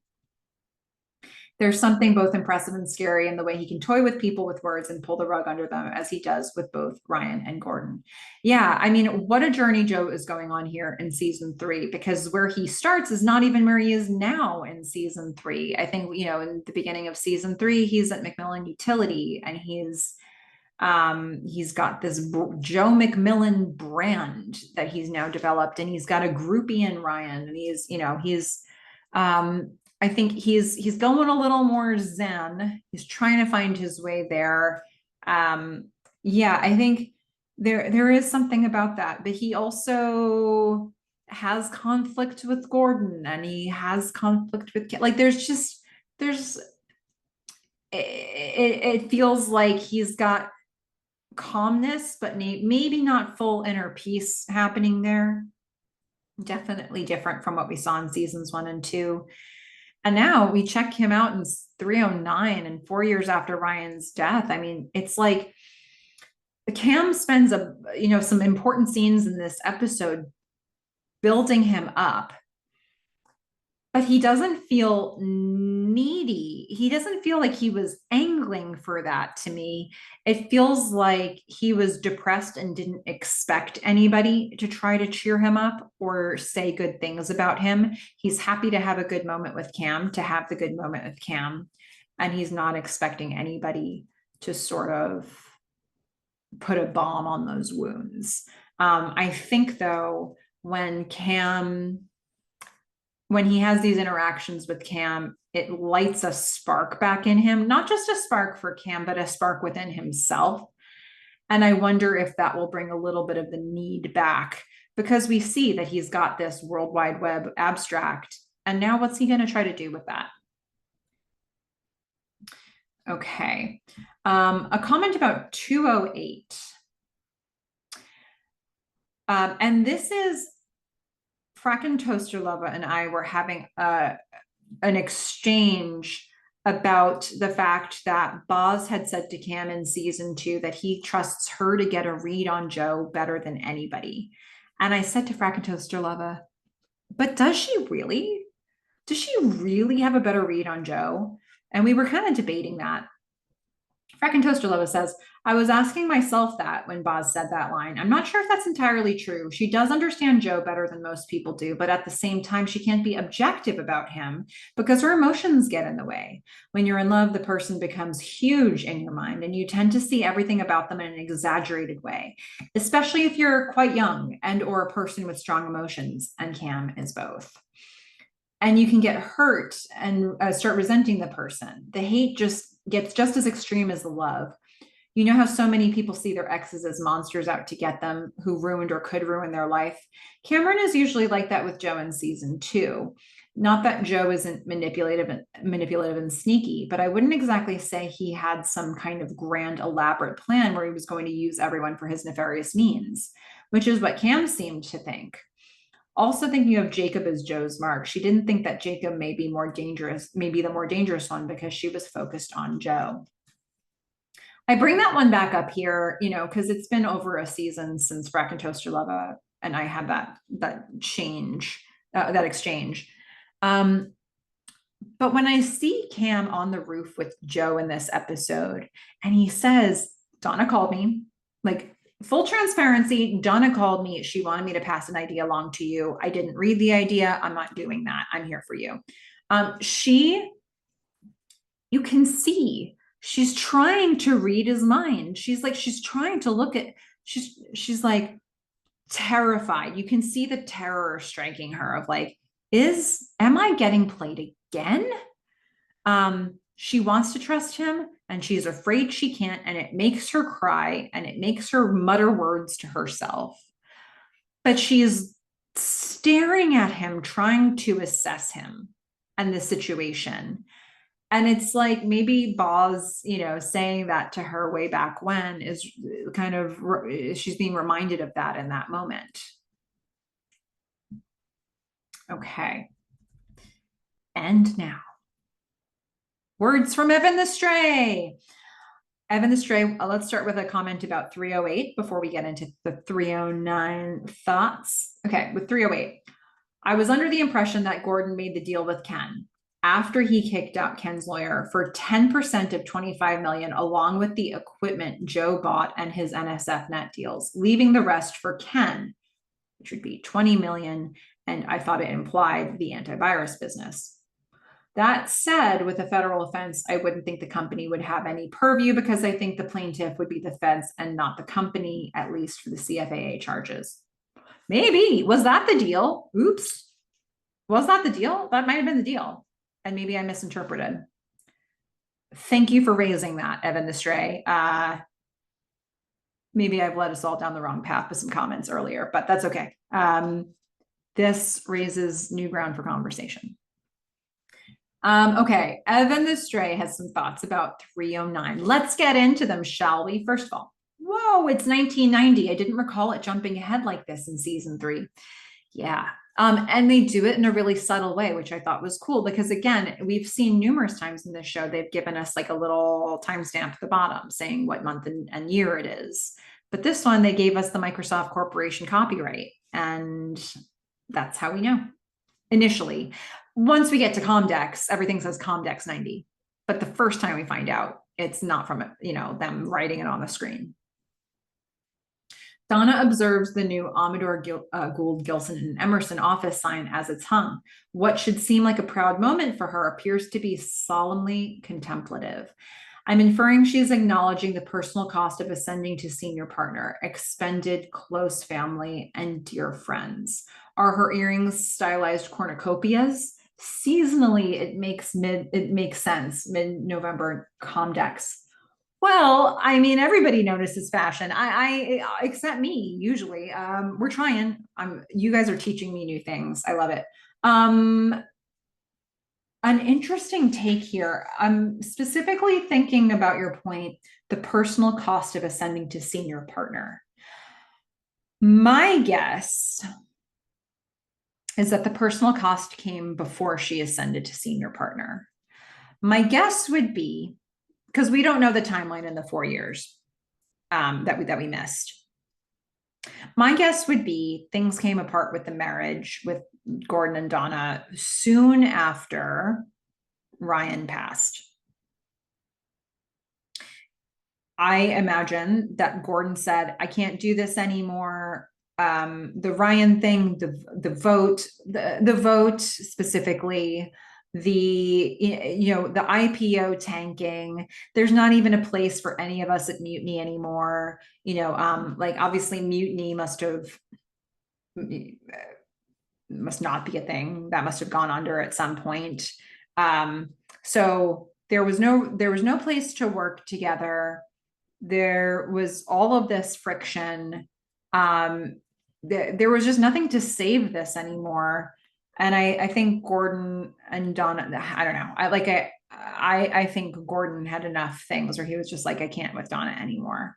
And I am guessing that they split. Maybe Donna stuck around with Mutiny for as long as she could to keep it going. And then Mutiny probably went under or was bought by another company or something. And then Donna was looking for a place to land. Diane was a friend and made way for her at her firm. She probably did not start as a senior partner. She's already got clients. Those guys she was talking to who were going to Comdex have been clients of hers. So this promotion seems recent, but the job doesn't seem new. Or working at the firm doesn't seem new. So I'm thinking that this wasn't a matter of Donna getting a job at Diane's firm and becoming like really work obsessed, and that was what the split was. I think the split came earlier for Donna and Gordon. That's how this works in my head, but I'm curious to see what other people think because we didn't actually see any of this. Okay, Joe has sports on in the morning while making his trading calls. It doesn't appear to be news. Recorded satellite just seems odd. New York Stock Exchange is on the middle TV. Should I infer that America's real sport is betting on businesses? Good observations. At the bar, Donna and Gordon appear the most dapper I've seen them since the giant party at Cardiff Electric in season 1, episode 10. To Kyle, they obfuscate their prior relationship and make haste to playful passive aggressivity. though with more warmth than expected. When Donna says, "Suck it up, it's your turn," her expression when Gordon walks away makes me infer that he's the one who filed for divorce. Though it's a rolling series of three expressions, a slightly mournful stare turning to mild annoyance, then a bit of acceptance and surrender with her eyebrow raised as she takes a sip of her martini. I'm finding this fascinating, trying to decode. I'm loving it. And it's so far, several of us have all been landing on this idea that maybe Gordon was the one who initiated. So I really like that. I also like, Evan, that we're both trying to put words to how complex that scene was, which is fun to do. And I just love that this was such like the beginning of this episode is such a mystery to unpack piece by piece where things have landed for each of our characters. I like that they didn't just go like, in the last 4 years, how you divorced me and blah, blah, blah. It's just like they're making us work for it a little bit. It's fun. Joe's watching the TV station broadcast sign off for the night. So, like 1, 2, or maybe 3 a.m. in San Francisco, he feels so isolated as he's eating Chinese takeaway for Commonwealth friends versus takeout. When first watching this scene, I felt an impressive emptiness and a sense it's been seasons in the abyss for Joe. Donna is sure working late. Joe's quite icy with her on the phone. I'd really like to know the details of where the entirety of those feelings are originating. Obviously, probably relating to the practical ousting of Cam as CEO, but maybe Gordon too? I don't know. I mean, Joe and Donna have never been the closest of the bunch. Joe had been close with Gordon, and I think that Gordon probably confided a lot in Joe over the years or over the time that they were working together, especially as partners. Remember, Donna she was working a lot. She was going on a lot of trips for the IPO, and Joe became a regular babysitter for the girls, and Joe was celebrating holidays with Gordon. Joe was spending a lot of time with Gordon. Gordon reveals his illness to Joe, and Donna's not there for that.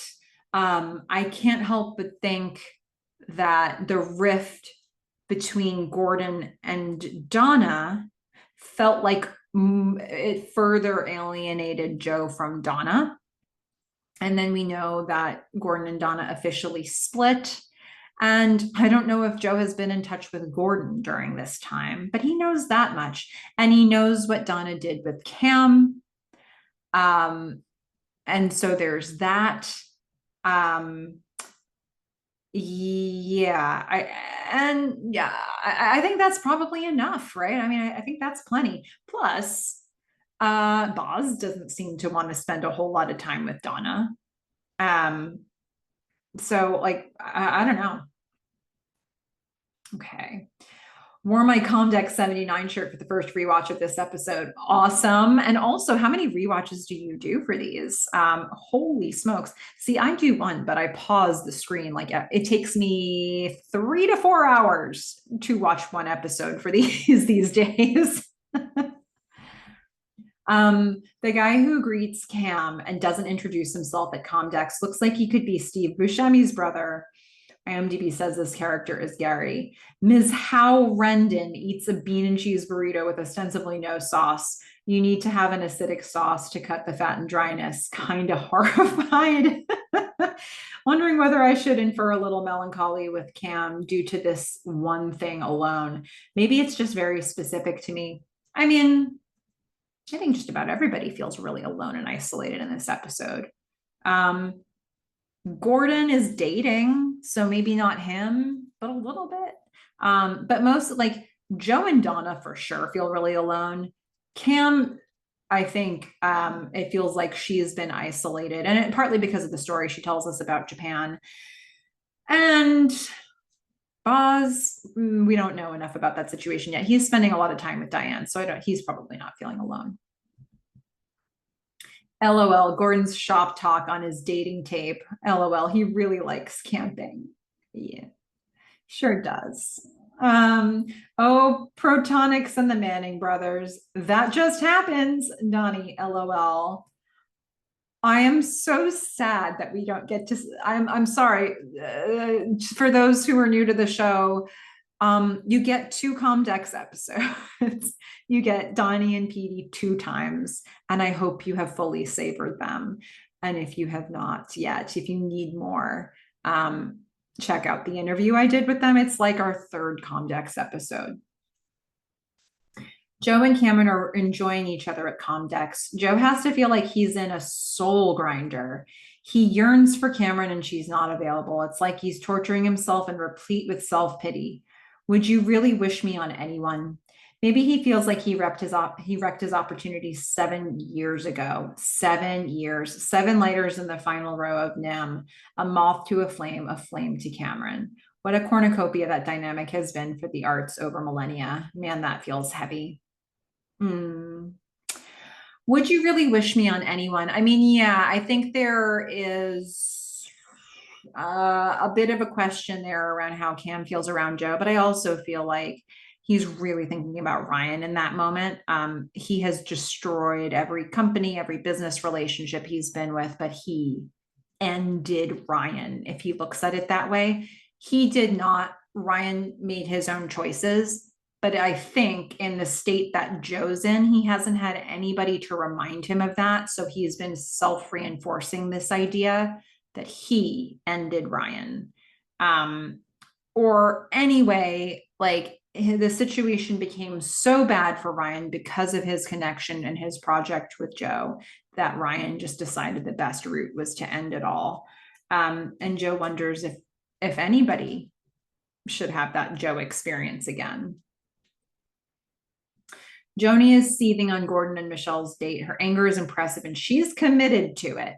Donna is perceptively hurt by the lengths Gordon is going with cooking supper and his cooking classes. She's likely wondering why wasn't she enough to get this version of Gordon. Yeah, that's probably true.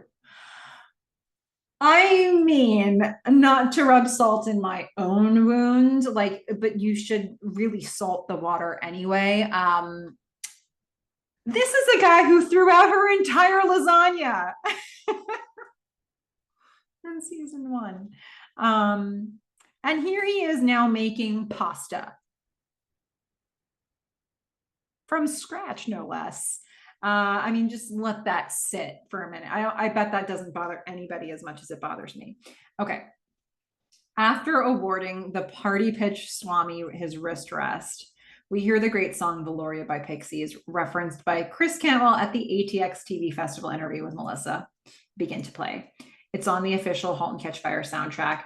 Speaking of protonics, yeah, good stuff. Geez, I didn't realize how much I freaking missed dancing until seeing this scene. Although rarely was good rock music played at parties, friends and I had to work hard to even find techno-themed clubs to get some transcendence. For example, Eden, Olympus. Evans reminiscing.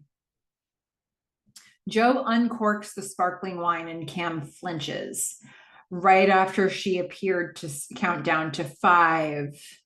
Is that what she did? Should we expect symmetry with this? The last time we saw this happen was in Joe's apartment right after Cam and Tom married. It looked like Cam is on fire. It looks like Cam is on fire in a way, the casino lights and the reflection after the uncorking. Yeah, she gets startled when he uncorks a bottle at his apartment too. I think it was 306. Count to 5. That's a theory. Who else has theories on what she was muttering to herself? My goodness. I mean, maybe we're never supposed to know, but we can have theories, can't we? Joni helps Gordon upstairs. It was nice seeing this from her. I hate the physical frailty of life. Yeah, it shows you she's not all I'm here to be an angsty 14-year-old. This is major. Her dad's sick. It's a big deal. Joe drops his duffel in his dead domicile. Nice alliteration. He looks utterly gutted and spiritually weak, as though he's just experienced the last best moments of his life. Something I Can Never Have by 9 Inch Nails from the album Pretty Hate Machine, 1989 would work perfectly here. Epic album. Like an addict fighting the urge, Joe walks up to his fax machine and wrestles with the possible implications, complications, and ramifications of looking at Donna's memo. Just one fix. Also a tremendous Ministry song. Oh, what a juicy comment. I'm saying no words. That was too good. Quotes Inferno, number 1. And I like camping. I really like camping. Do you like camping? Gordon, LOL. I know, Evan. We're totally in sync on this episode. Michelle, LOL, comment of her own. I honestly can barely taste the shit in your spaghetti. It's so good. A quote from Boz. All right. Hey, now that's the good stuff. Remember, respect the dirty bird or fear the kickin' chicken. Quote 4 from Joe. Listen, man, we hereby confer upon you, Bob, the greatest honor of Comdex 90, the party pitcher Smommy, and a vanquisher of earthly tedium. Quote 5, also from Joe. You want me to go to Comdex to give Cameron a memo? Quote 6 is also from Joe. It's amazing how much changes in just a few years and how much stays the same. We have that one in common. We have this one in common too. Number 7 from Joni. I can't totally commit to a label. People aren't one thing. Quote 8 from Joni. You know, I'm gonna go in a second. You don't have to talk to me anymore. And quote 9 from Cam.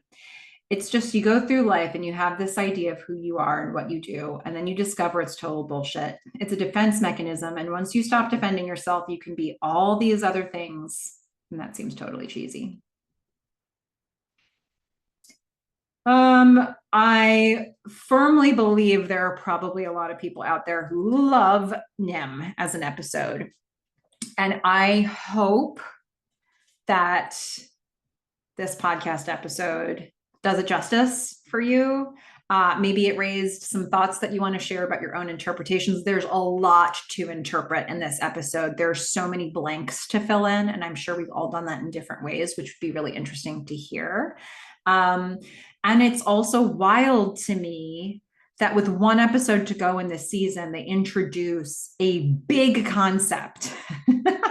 We jump this much time. They introduce the words World Wide Web to us. And where are we with some of these relationships? It's like we need to pick up where did we leave off with some of these character dynamics? And then we're gonna, close out the season on that. So interesting to me. This show, they wrote aggressively. They were not afraid to burn through story, to jump timelines, and to leave us going, how are you going to do this? And an episode like this makes me really trust them, because we ended season 3, episode 8 in such a dramatically dark place. And to me, this episode feels like a celebration. And yet, a celebration where so many people are depressed and alone. Tell me how they did that. Such good stuff. And I can't wait to get into the season finale of season 3. So everybody, go out there and watch Halt and Catch Fire. Okay? Bye, everyone.